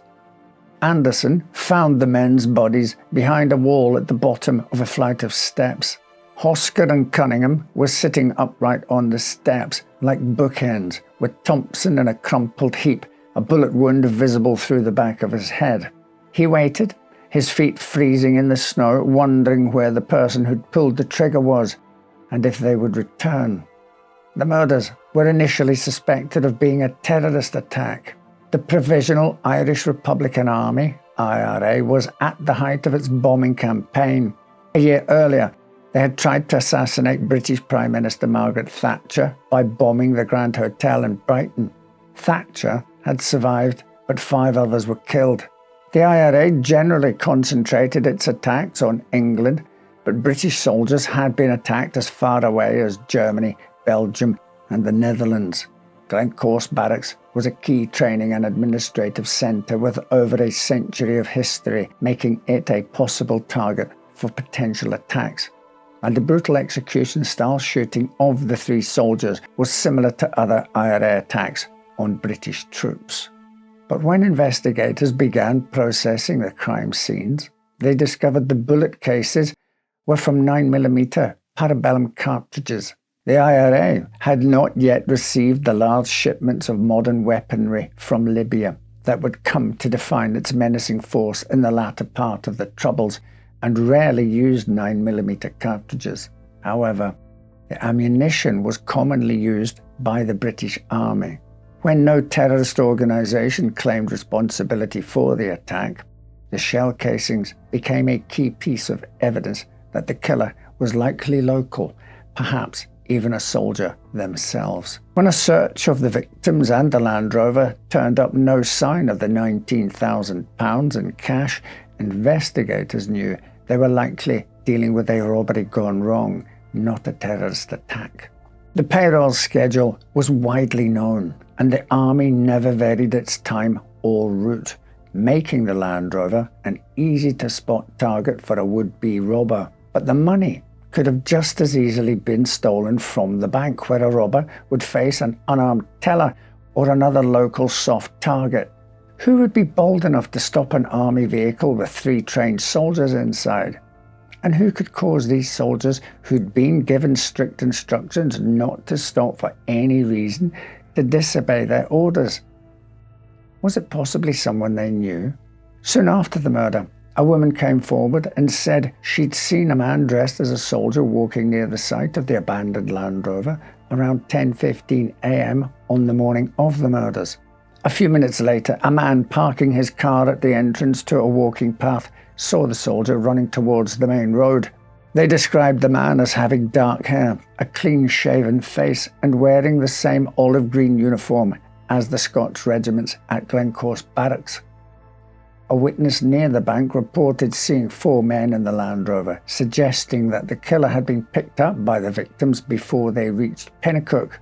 The barracks were locked down immediately, and investigators studied the sign-out sheet at the secure armory. Soldiers were only issued firearms while on active duty, so just the sentries carried weapons that day. But the men could sign out firearms to use at the firing range, so there was a long list of weapons that had been checked out on the day of the murders. Investigators interviewed each soldier on the armory's list, eliminating them as suspects as they confirmed alibis and compared the guns to the shell casings found at the murder scene. But when they asked to speak to Corporal Andrew Walker, they discovered he was missing. Walker, a 30-year-old firearms instructor with more than 12 years of experience in the military, had signed out a Sterling submachine gun earlier that morning. The weapon had been returned spotlessly clean, but Walker had left the barracks without leave. He had not collected any ammunition from the armory, but investigators learned it was a common, if prohibited, practice for soldiers to keep leftover rounds from the firing ranges to cover up any future discrepancies.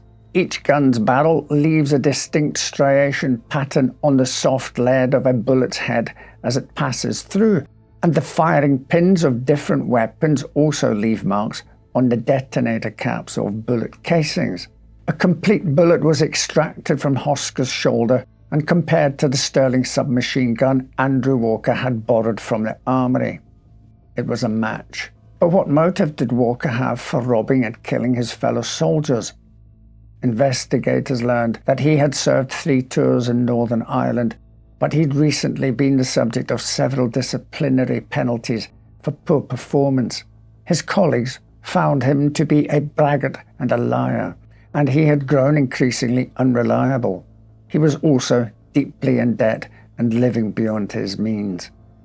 He owed £2,000 on a car and was scheduled to take delivery of another vehicle worth £8,500. After going absent for 3 days without leave, Walker returned to the barracks feigning ignorance of the entire affair. When he was questioned by police, he suggested the IRA was behind the attack. But shortly afterward, the ballistics results arrived and Andrew Walker was arrested and charged with the 3 murders. While awaiting trial, he allegedly physically assaulted his cellmate, 18-year-old Andrew Loudon. Loudon claimed that Walker not only threatened to kill his loved ones, but also confessed to the murders in grotesque detail. After Loudon was released, Walker allegedly blackmailed him into taking a letter out of prison that placed blame on the IRA. The note was confiscated and Loudon later testified for the prosecution at Walker's trial. There, Andrew pleaded not guilty, claiming he was driving elsewhere at the time of the murders. He argued that the IRA had been responsible for the crime and that shells matching the gun he'd borrowed from the armory that day had been planted. Walker was convicted by a jury in the High Court in Edinburgh and sentenced to 30 years in prison, one of the longest sentences in modern Scotland's history. The judge who handed down his sentence said Walker had a callous disregard for human life. As the details of the crime became public during Walker's trial, the nation was shocked to learn how he'd carried out such a gruesome act. On the day of the murders, Walker, who was in desperate need of cash to pay off debts, signed a Sterling submachine gun out of the armory and loaded it with spare ammunition. He concealed the weapon under his coat and waited along the route he knew the Land Rover doing the payroll run would take that day.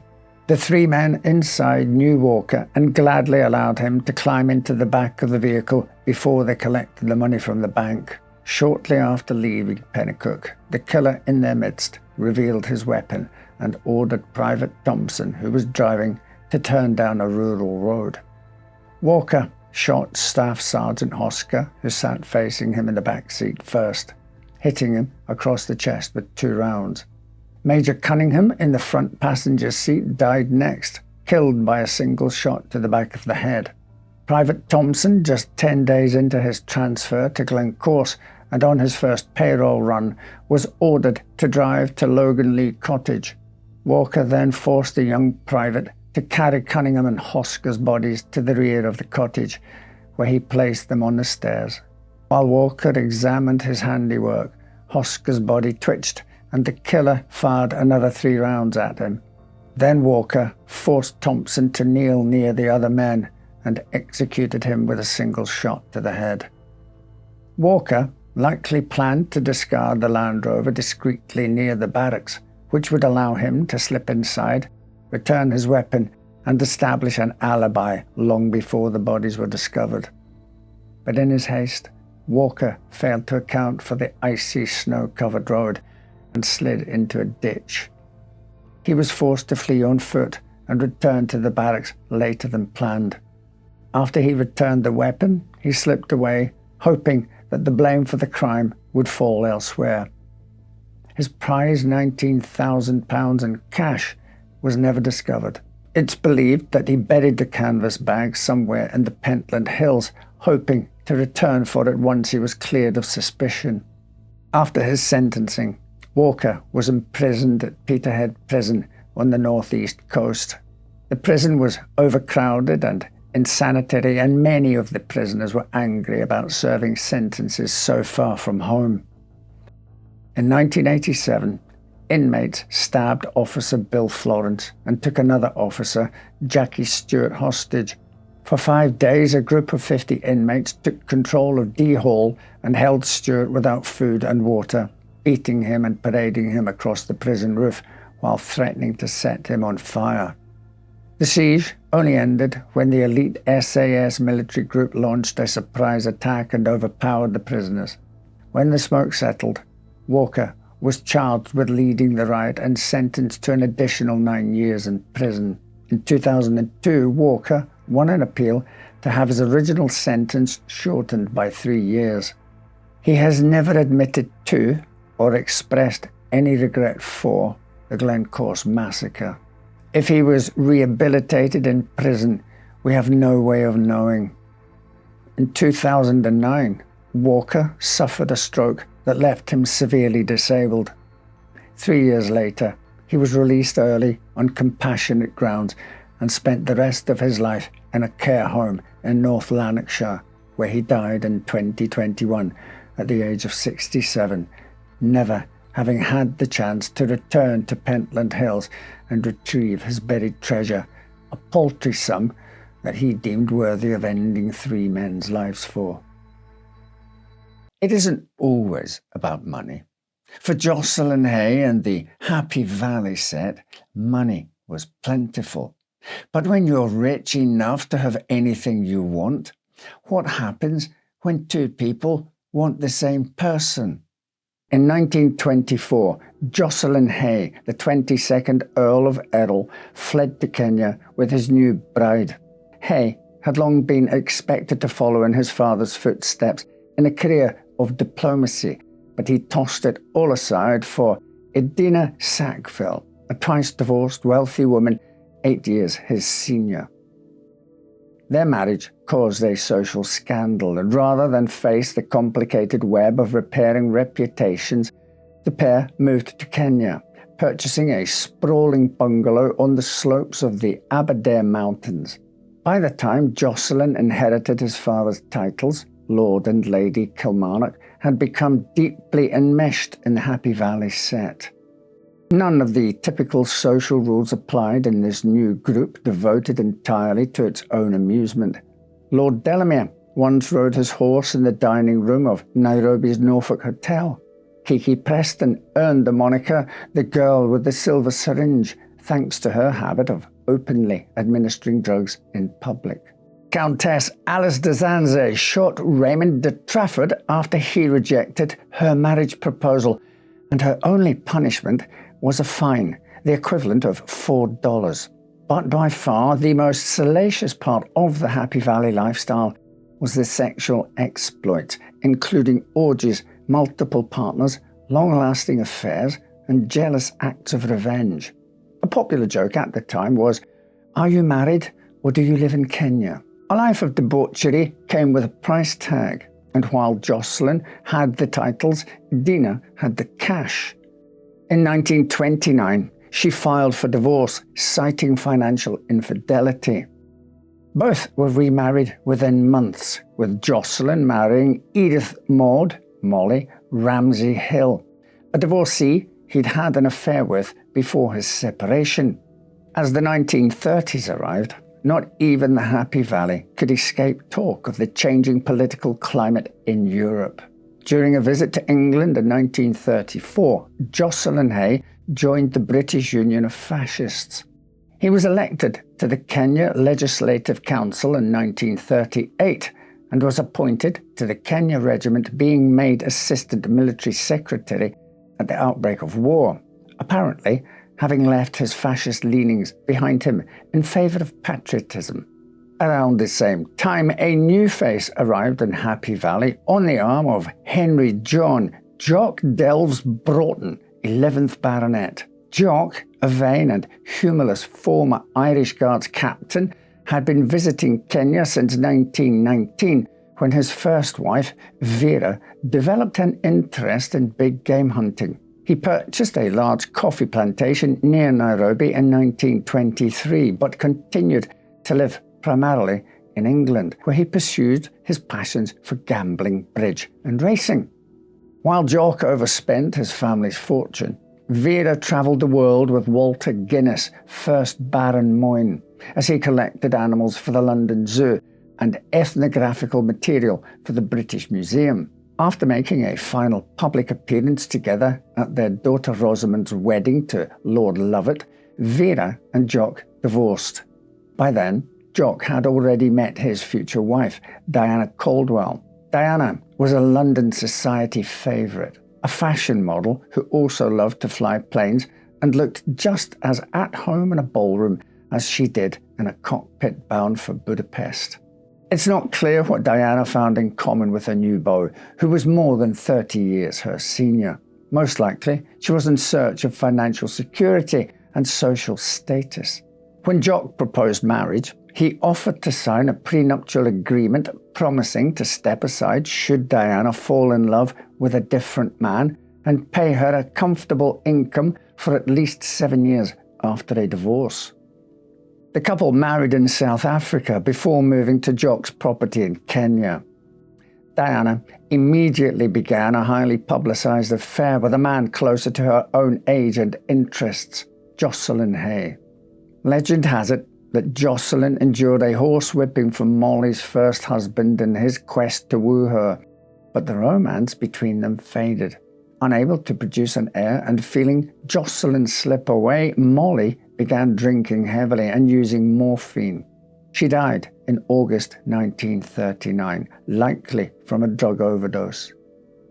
In November 1940, mere weeks after their wedding, Jock brought his new wife to the Mataiga Country Club, an exclusive den of debauchery known as the Moulin Rouge of Africa. It was there that she met Hay. Extramarital affairs were commonplace among the Happy Valley set, but Diana was not merely engaging in a sexual dalliance. She fell in love with Hay and wanted to divorce Jock less than a month after marrying him. Even in the turbulent excess of Happy Valley, Diana and Josslyn's affair was shocking. Desperate to avoid the embarrassment of such a sudden public collapse of his marriage, Jock pleaded with Diana to forget the Earl of Errol, even offering to start afresh with her in Ceylon. When she refused, he suggested that he leave Kenya, allowing Diana to carry on her love affair, but to remain married to him. Finally, he even begged Josslyn to end things with his wife, but he refused. Thoroughly beaten, it seemed Jock had little choice but to honour the terms of his prenuptial agreement.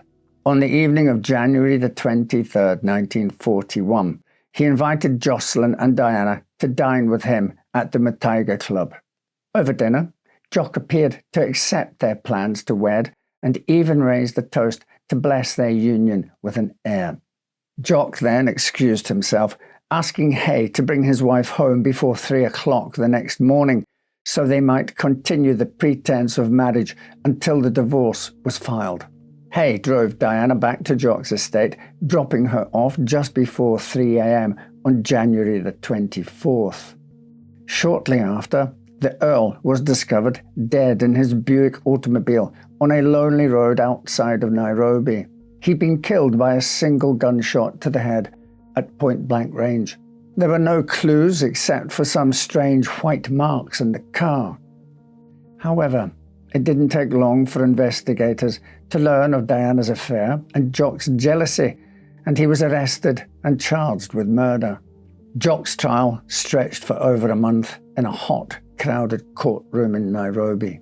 He testified for 22 hours in his own defense, saying the Earl was a very great friend whose brain and sense of humor I admired. The Crown argued that on the night of the murder, Jock had climbed out of his bedroom window after he heard Diana return, killed Hay, driven the car to a deserted road, and ran home. A servant testified that in the days before the murder, he had seen Jock take 2 pistols from the mantel in his bedroom, and a policeman said he'd believed the defendant had destroyed evidence in a bonfire the morning after Hay's death. Hay had been shot with a .32 caliber weapon, which produced 5 right-handed grooves on the bullets, fired clockwise. Jock owned a similar gun, which he claimed had been recently stolen, but certificates showed that the weapon would have produced 6 grooves, not 5, and fired counterclockwise. Plus, a prison doctor testified that Jock suffered from paralysis on his right side and a badly damaged right hand, which would have made climbing out of a second-story window nearly impossible.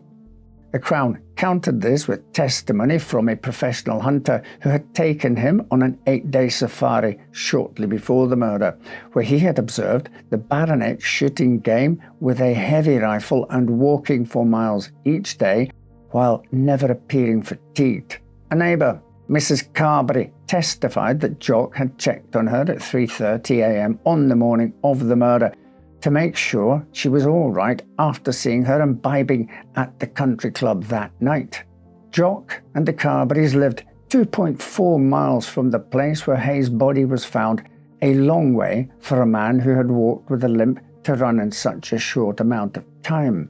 With no eyewitnesses to the crime and no murder weapon ever recovered, there was only circumstantial evidence tying the accused to the killing.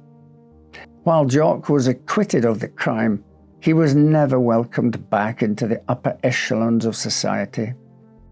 Diana, who seemed to initially believe in her husband's innocence, soon left him for another man. Jock sailed back to England alone, where he took his own life in a Liverpool hotel room. This action led many to believe that Jock had been the killer, but he left behind no confession. There were other theories too. Some speculated that Diana herself had pulled the trigger after Hay had ended their affair, and though Jock was the most recent man to suffer severe jealousy of Hay, he was certainly not the only one. For years, Josslyn Hay had slept with the wives of various Happy Valley husbands, any of whom could have harboured a grudge once the haze of alcohol and drugs faded. There were even rumours that the Earl's death had been part of a Secret Service conspiracy and that he'd been executed because he was suspected of collaborating with the Germans, given his affiliation with the Fascist Party. But it wasn't until 2007 that new evidence came to light that may prove Jock was the killer after all. Author Christine Nichols, who wrote a book about white colonization in Kenya, was given tape recordings and witness statements by a fellow author and the wife of the former Deputy High Commissioner in Kenya. The tape was a recording by Dan Trench, whose parents were farming partners with the Carberrys. According to Dan's confession, recorded shortly before his death, June Carberry told the Trenches she knew how Josslyn Hay had been killed. The story was later confirmed by another source, June Carberry's stepdaughter, Juanita, who had been 15 at the time of the crime. If these sources are correct, Jock, clad in white plimsoll shoes, waited for Hay and Diana to arrive, then slipped into the back seat of Hay's car while they said their goodbyes at the front door. When the Earl was a few miles down the road, Jock shot him. He was picked up at a pre-arranged spot by another car, driven by Dr. Ethel Philip, an ear, nose and throat specialist from Bulgaria. As a refugee, Dr. Philip was struggling to build a practice and needed money.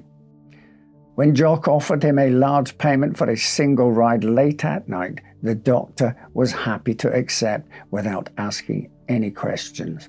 He drove Jock to the Carberry's house so he could establish his alibi. Juanita said that on the day after the murder, she'd visited Jock and Diana with her parents and had seen a large bonfire burning in the garden. At the top, a pair of white plimsoll shoes. Juanita said Jock had disposed of the murder weapon in a river. June Carberry, fearing someone would find the gun, sent a servant to retrieve it and bring it to Eden Rock, a hotel the Carberrys owned in Malindi, over 300 miles from Nairobi on the coast. The weapon was hidden in the roof of a workshop at the hotel for years before being returned to the Carberrys after being discovered by a maintenance engineer. When the gun resurfaced, the Carberrys disposed of it in the Indian Ocean. Police had asked Juanita to testify in Jock's trial, but she says she pretended to act as a stupid child because she disagreed with the way such cases were conducted. She'd later told her story to journalist James Fox, who wrote a best-selling book about the murder in 1982. Still, her account was uncorroborated until Christine Nichols listened to Dan Trench's recording in 2007, which provided the details about Dr. Phillip. Despite these revelations, some still consider Josslyn Hay's murder unsolved. The case remains suspended between resolution and mystery, a stain on colonial Kenya's glittering, decaying world. Whether solved or not, the murder of Josslyn Hay stands as a reminder that justice is hard to come by in a world built entirely on secrets and indulgence. Our penultimate story explores the case of Jeannie Donald, a woman who snapped with deadly consequences. In 1930s Aberdeen, life was often hard. Families lived in cold rooms, cramped spaces, and the constant difficulty of poverty. The city's working-class families were packed into aging tenement blocks where privacy was a luxury few could afford and where tempers often ran high. It was in one such block at 61 Urquhart Street that the Priestley and Donald families lived, neighbours whose lives would soon become tragically entwined. John and Agnes Priestley had a small two-room flat, a modest home where they raised their daughter Helen. Helen Priestley was an 8-year-old girl known to those around her as bright and curious, though she could also be stubborn and difficult. She had a reputation for being mischievous, sometimes even unruly, with the main target of her disruptive behaviour being the family living directly below them, the Donalds. Jeannie and Alexander Donald occupied the middle flat, along with their young daughter, also named Jeannie. Alexander worked as a barber. He was quiet but reliable and well regarded for his skill. His 38-year-old wife, Jeannie, was a housewife who spent her days tending to the home and caring for their daughter. Relations between the Priestleys and the Donalds were tense, and Helen often seemed to be at the centre of it. Several neighbours would later report that Helen had tormented the Donald family repeatedly, kicking at their front door, rattling the stairwell banisters, shouting insults at Jeannie Donald, and bullying the younger girl. More than once, Jeannie had been seen shouting at Helen in the street, clearly fed up with the child's antics. It was no secret that she disliked the girl and that Helen knew it. But at 8 years old, Helen's behaviour could be explained. She was a mischievous child, prone to pushing boundaries the way children often are. Jeannie Donald, however, was not a child. She was a grown woman, a wife and mother. Yet it didn't take much to provoke her. Jeannie, too, had a reputation, not for violence, but for bitterness. Her temper was well documented among her neighbours, as were her grievances. Petty disputes, rumours, and long-held resentments were all part of the tenement life. But Jeannie seemed to carry them longer than most. Whether it was over noise, borrowed items, or children like Helen, she remembered slights, and she didn't forgive easily. Neighbours had seen Jeannie shouting at Helen in the street, scowling at her, and even chasing the child off like a stray animal. To some, it seemed excessive, even strange, especially given that she had a daughter roughly the same age as Helen. The two young girls also clashed, echoing the growing tensions between the families. Helen's mischievous streak didn't help. Some said she went out of her way to antagonize the older Jeannie Donald. Others thought the feud was mutual. What's certain is that by the spring of 1934, the tension between the families was more than just a neighborly spat. It was personal. But while the animosity between them was well known, no one could have predicted that these everyday tensions would soon explode into a tragedy that would haunt Aberdeen for decades to come. On Saturday, April the 21st, 1934, Agnes Priestley realised she was nearly out of bread.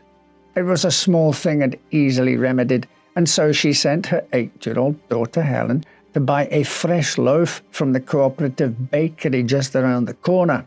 Helen went without complaint. The route to the bakery was familiar and the distance was short, but Helen never came home.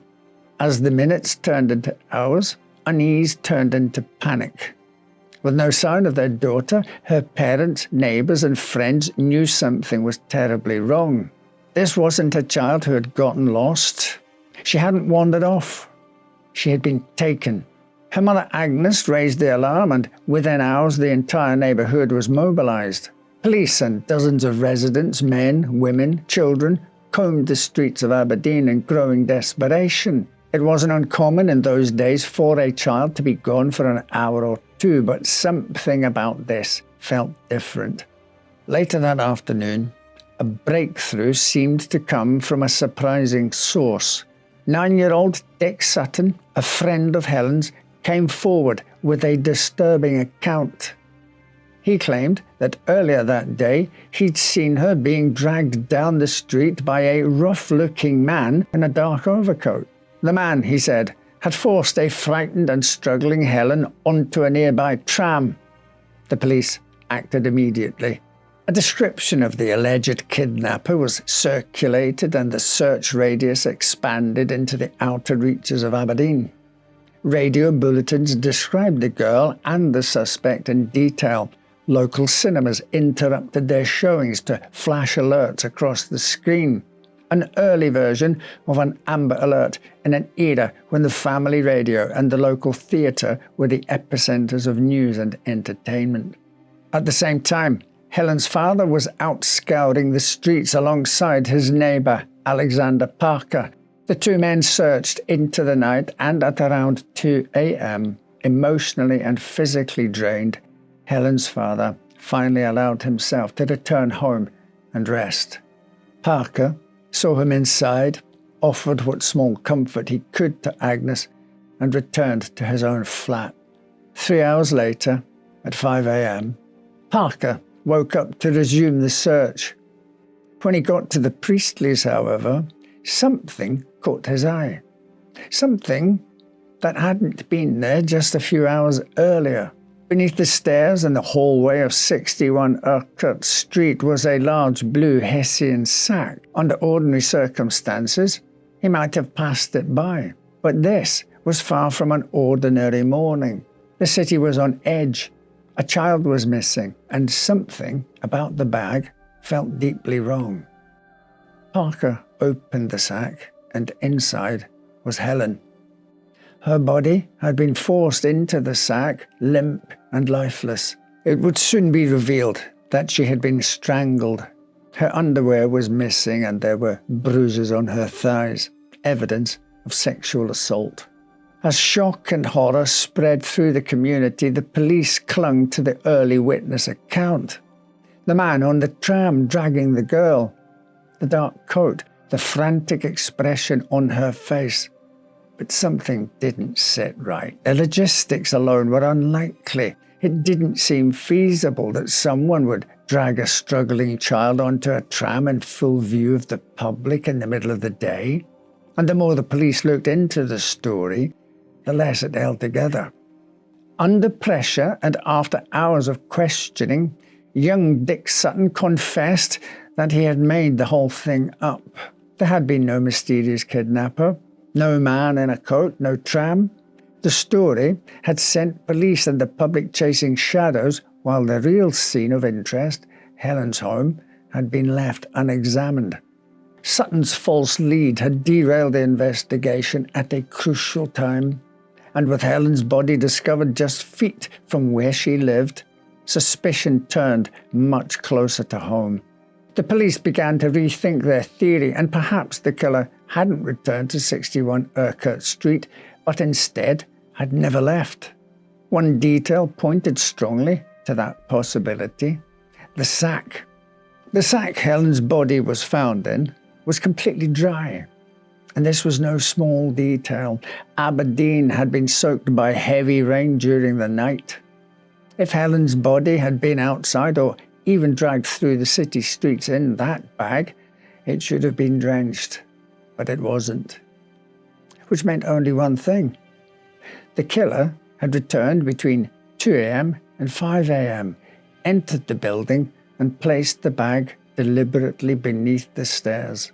The killer hadn't just carelessly disposed of the body, they had planted it.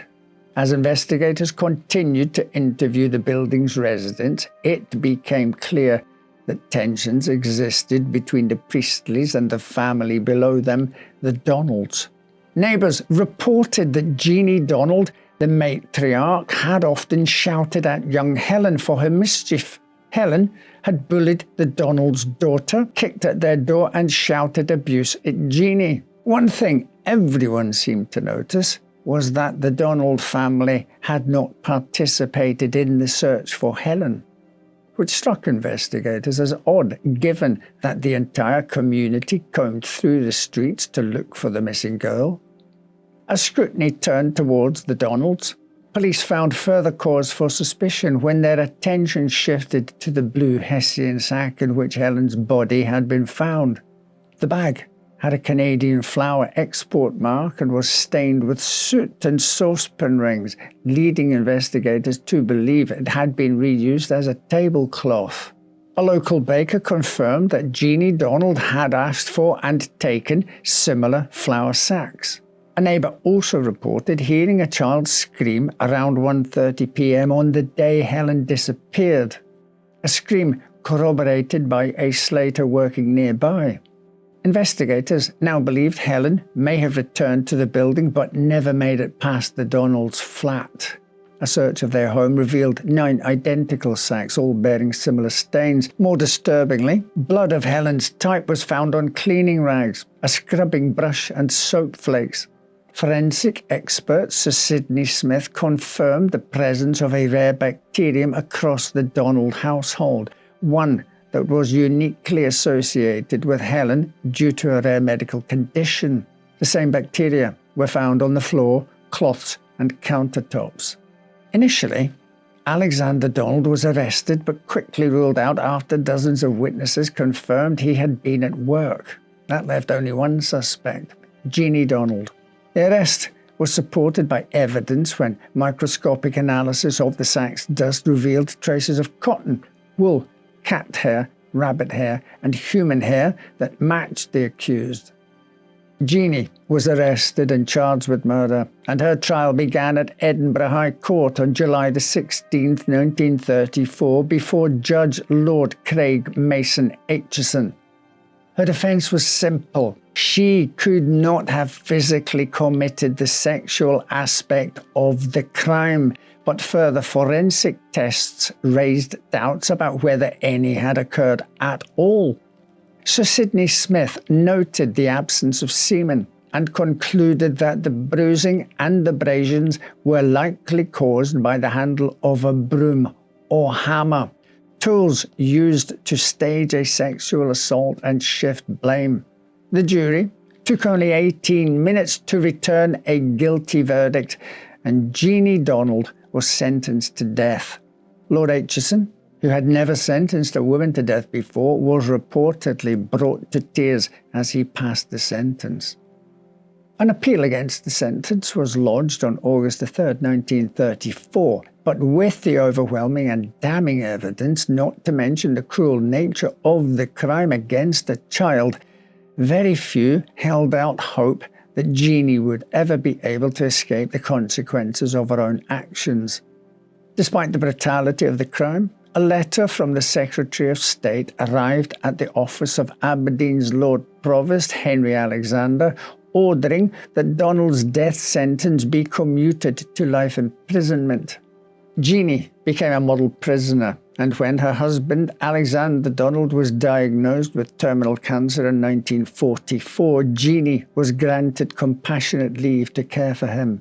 After his death, she remained free. She lived under an assumed name and died in 1976 at the age of 81, never once speaking publicly about the murder. Now, decades later, people continue to theorize about the motive behind the crime. Some believe Jeannie wanted revenge against the Priestley family. Others claim she tried to frame her husband, but the most likely scenario is more tragic. Pushed to the edge by Helen's persistent teasing, Jeannie may have finally snapped and lashed out. It's been speculated by some that what really happened was that Helen was playing ding-dong ditch, ringing the Donald's doorbell and running off. Jeannie hid under the stairs, and when Helen went to do it again, she leapt out and frightened Helen so severely that she choked on her own vomit. Helen suffered from a medical condition, an enlarged thymus gland, which would also have made her prone to fainting. It's possible that Jeannie then staged the scene to make it appear like a sexually motivated killing. In the end, Helen's case made history.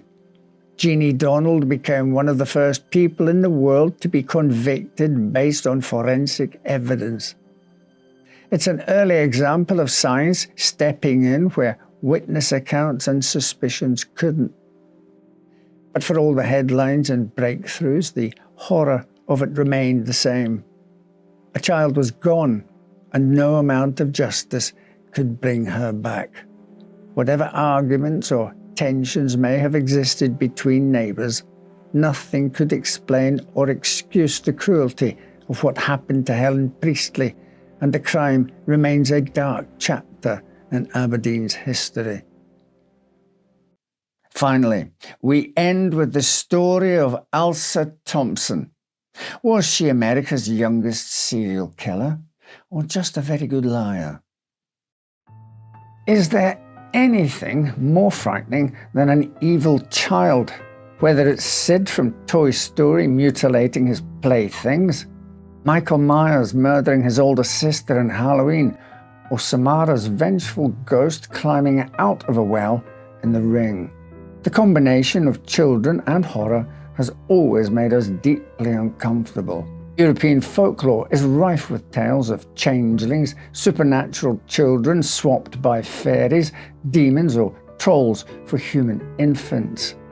In Victorian England, many people believed children were born evil and could only be turned into decent adults through strict punishment. Even the popular children's stories of the age featured terrifying consequences for naughty children, such as The Red Shoes, in which a girl who refuses to stop wearing a pair of red shoes to church is condemned to dance to death until she begs an executioner to cut off her feet. In the early 20th century, a growing debate over the role of nature versus nurture in personality and behaviour made the evil child trope more effective than ever. But what about when the concept climbs out of folk tales and morality stories and appears in real life? In 1925, 7-year-old Alsa Thompson made a shocking confession. The child told police that not only had she tried to poison the family she lived with, but she'd also already killed her previous caretaker and her 2 infant sisters. When the stunned officers asked her why she'd done these heinous acts, Alsa said only, "I guess I like to see them suffer." The confession came after Mrs. Platt told the police in Hollywood, California, that the child they had been boarding for several weeks had begun trying to poison the family with sulfuric acid. Alsa and her younger sister Maxine had been sent to live with the Platt family while their mother Claire worked at a store downtown. The family had moved to California from Dauphin, Canada. While still living in Manitoba, Claire and Russell Thompson's 2-year-old twin daughters, Muriel and Mildred, had died from a painful, protracted intestinal disease. Perhaps desperate to put the tragedy behind them, the Thompsons moved their 2 remaining children to Los Angeles. Shortly after arriving, Claire and Russell separated. Russell moved to Santa Ana, while Claire stayed in Hollywood with Alsa and Maxine. According to some sources, Claire had dreams of becoming an actress and threw herself into auditioning for roles while also working as a clerk in a store to pay the bills. With no one to care for the young girls during her shifts, Claire was forced to board the pair with other families.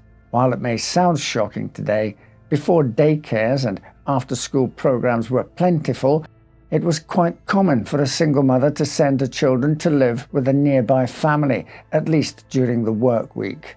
Alsa and Maxine were sent to live with an elderly woman, Mrs. Steele, and her adult daughter, Nettie. After a few months, Nettie fell ill with stomach cancer and passed away. The girls were then settled with the Platt family, who had school-age children of their own. According to Mrs. Platt, about 2 weeks after Alsa and Maxine moved in, the various members of the Platt family began falling ill. Mr. Platt lost his voice. Mrs. Platt became weak and sick, and their children began to complain of various aches and pains. The family physician could not find a cause for their sudden bout of bad health, which made Mrs. Platt suspicious of Alsa. Mrs. Platt said the entire ordeal culminated when, at dinner one night, the family noticed their food tasted terrible and refused to eat it.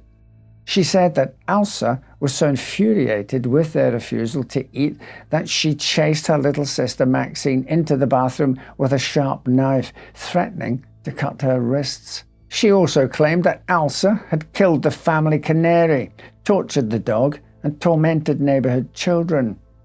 The Hollywood police, however, were skeptical of the claims. Alsa was well-groomed, polite, and respectful. Most importantly, she was just 7 years old. How could such a small child plot a homicidal scheme and slip poison into the family's supper? But when the officers asked her if what Mrs. Platt said was true, the little girl immediately confessed. Hollywood Police Captain L. McCleary was unconvinced. He believed it was more likely that the young girl was suffering from hallucinations or mental illness than that she had truly committed these monstrous acts. A juvenile court judge agreed and ordered that Alsa be placed under psychiatric observation at LA General Hospital until her claims could be verified by medical professionals. For the next few days, physicians and police investigators probed Alsa's claims and observed her behavior. She happily repeated the same details each time she was asked about the alleged crimes. Here is the entirety of what Alsa confessed to. While living in Canada, 5-year-old Alsa took a glass jar from the kitchen and smashed it on the front sidewalk. She picked up some of the pieces, carried them inside, and sprinkled them onto the cereal her mother had prepared for Muriel and Mildred. She watched them eat the tainted food, then went outside to play, afraid her mother would notice the glass shards and scold her. The twins became ill soon after and died after a few days. Alsa said, "When they died, I cried too, and everybody else cried. I felt sorry after they were dead." One doctor asked Alsa why, if she felt sorry, did she let her baby sisters eat the glass. Alsa answered, "I was sorry after they were dead, but I wasn't sorry while they were sick. I used to hear them crying, and I wasn't sorry then." While living with Mrs. Steele, Alsa grew angry that she was being scolded for losing toys that her neighbor's daughter was stealing from her. She put ant paste in Nettie Steele's food to poison her, after which she fell ill and died, and Alsa and her sister Maxine were sent to live with the Platt family. She wasn't any happier there, so she began adding battery acid to the family's coffee and food. Everyone got sick but did not die. so she added ant paste to the food, hoping for the same effects she had achieved with Nettie Steele. Again, everybody fell terribly ill. Mrs. Platt confronted Alsa, who confessed to poisoning the family and was immediately arrested. Alsa said she got the idea for her poisons from adults who'd warned her about the dangers of different items. Her mother had once told her to never put glass in her mouth because if she swallowed any, she would die. Mrs. Steele had told her not to touch ant paste because it was poison. And a friend of Mrs. Platt had warned her never to touch the battery on the radio because it was poisonous. Despite Alsa's shocking confessions, her parents insisted she was innocent. Russell Thompson told investigators that he had never observed Alsa inflict any cruelty on animals or other children. He and Claire were certain that their twin daughters had died of a sudden summer illness and that the notion of them being fed glass shards mixed with their cereal without them noticing was preposterous. Russell said that Alsa had not even had any concept of death at that point and had not understood when they took the twins' bodies away that they were dead. Indeed, the twins had been under constant medical care prior to their death, and a surgeon who attended them was insistent that their condition could not have been caused by ingesting glass. However, a country autopsy surgeon disputed this claim, arguing that glass could have caused the initial symptoms that were mistaken for intestinal disease. The doctor who treated Nettie Steele declared that she had stomach cancer, a condition that had been present long before Alsa arrived, and that he saw no signs of arsenic poisoning while he was treating her. Nettie's mother, the elder Mrs. Steele, also stated that while Alsa was a bad girl who told many lies, she had certainly not murdered Nettie. Alsa's teachers also doubted that she was capable of such callous actions. They described her as a bright, obedient student who was studying the 8th grade curriculum despite being of kindergarten age. One teacher told the press that Alsa was a teller of elaborate tales, but she had never caused any trouble in the classroom. The psychiatric professionals who evaluated Alsa Thompson did not believe her confession was an invented, elaborate tale. They concluded that she was telling the truth, at least about her responsibility in the deaths of her sisters and Nettie Steele, even if a few details were embellished. One doctor said Alsa was born with too much intellect and not enough judgment, and that she had developed a murder complex. She and other witnesses were also interviewed by Chief Deputy District Attorney Byrne Fitz, who was less convinced that her story was truthful, but believed that more time was needed to determine which aspects of the tale were lies.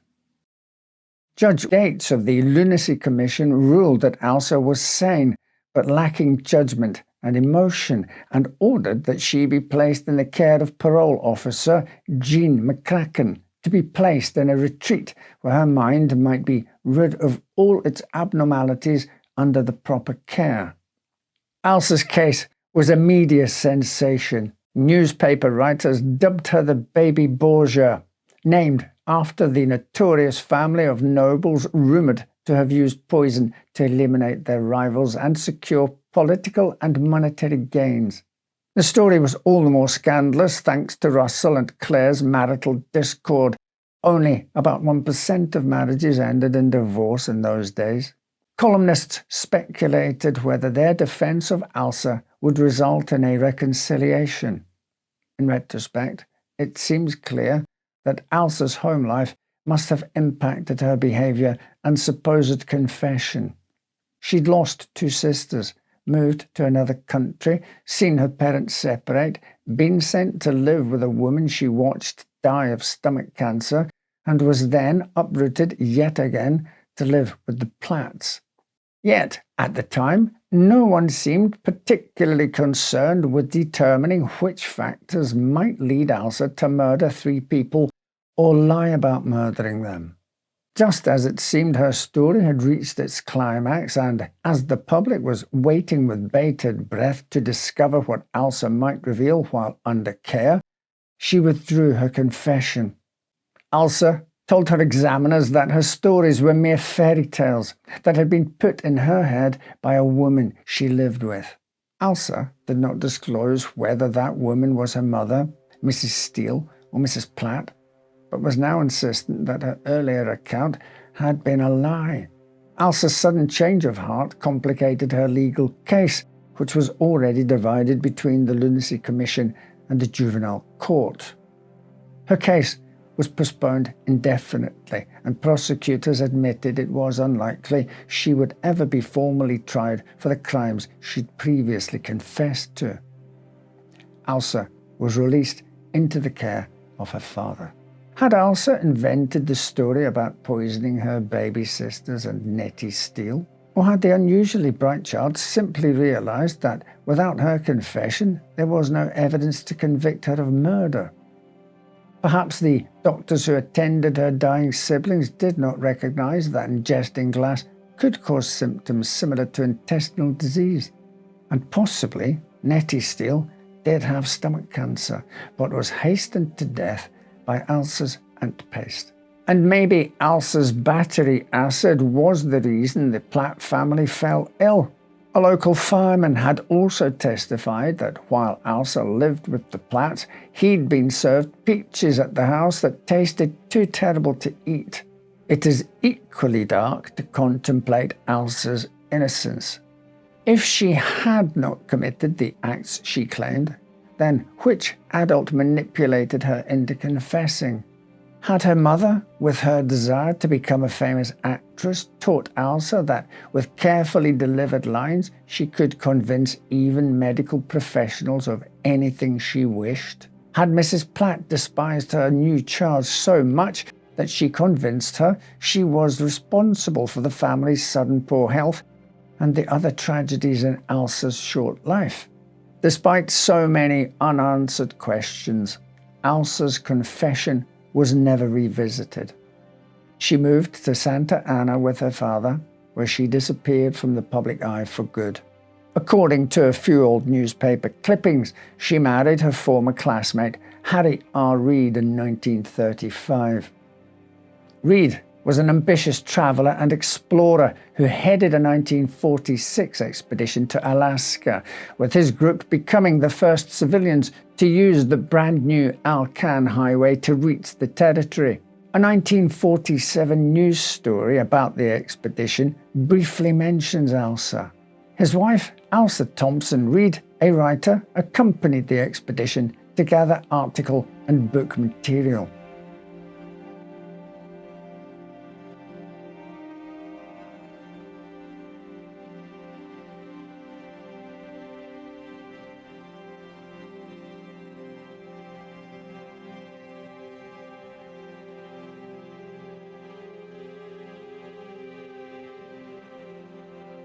We may never know for sure whether Alsa was a tiny serial killer.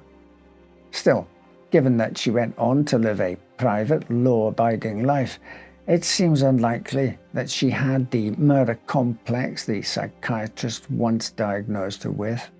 Indeed, it is more probable that Alsa herself was the victim of a complicated series of tragic circumstances and adult manipulation that led her to tell a story that very nearly ended with her spending the remainder of her life behind asylum walls. And yet the details Alsa offered were disturbingly specific. The way she described mixing poisons into foods, pulverizing glass on the sidewalk, and watching as her victims grew ill and died, those weren't the imaginings of a typical 7-year-old. Whether she invented them or recalled them from life, we'll never know. All we can say for certain is that when Alsa Thompson walked free, so did the truth, whatever it really was. Thank you for watching. I hope you had a Merry Christmas, and we wish you all the best for the new year. Right then, take care, and I'll see you next time with another story to make you say, well, I never.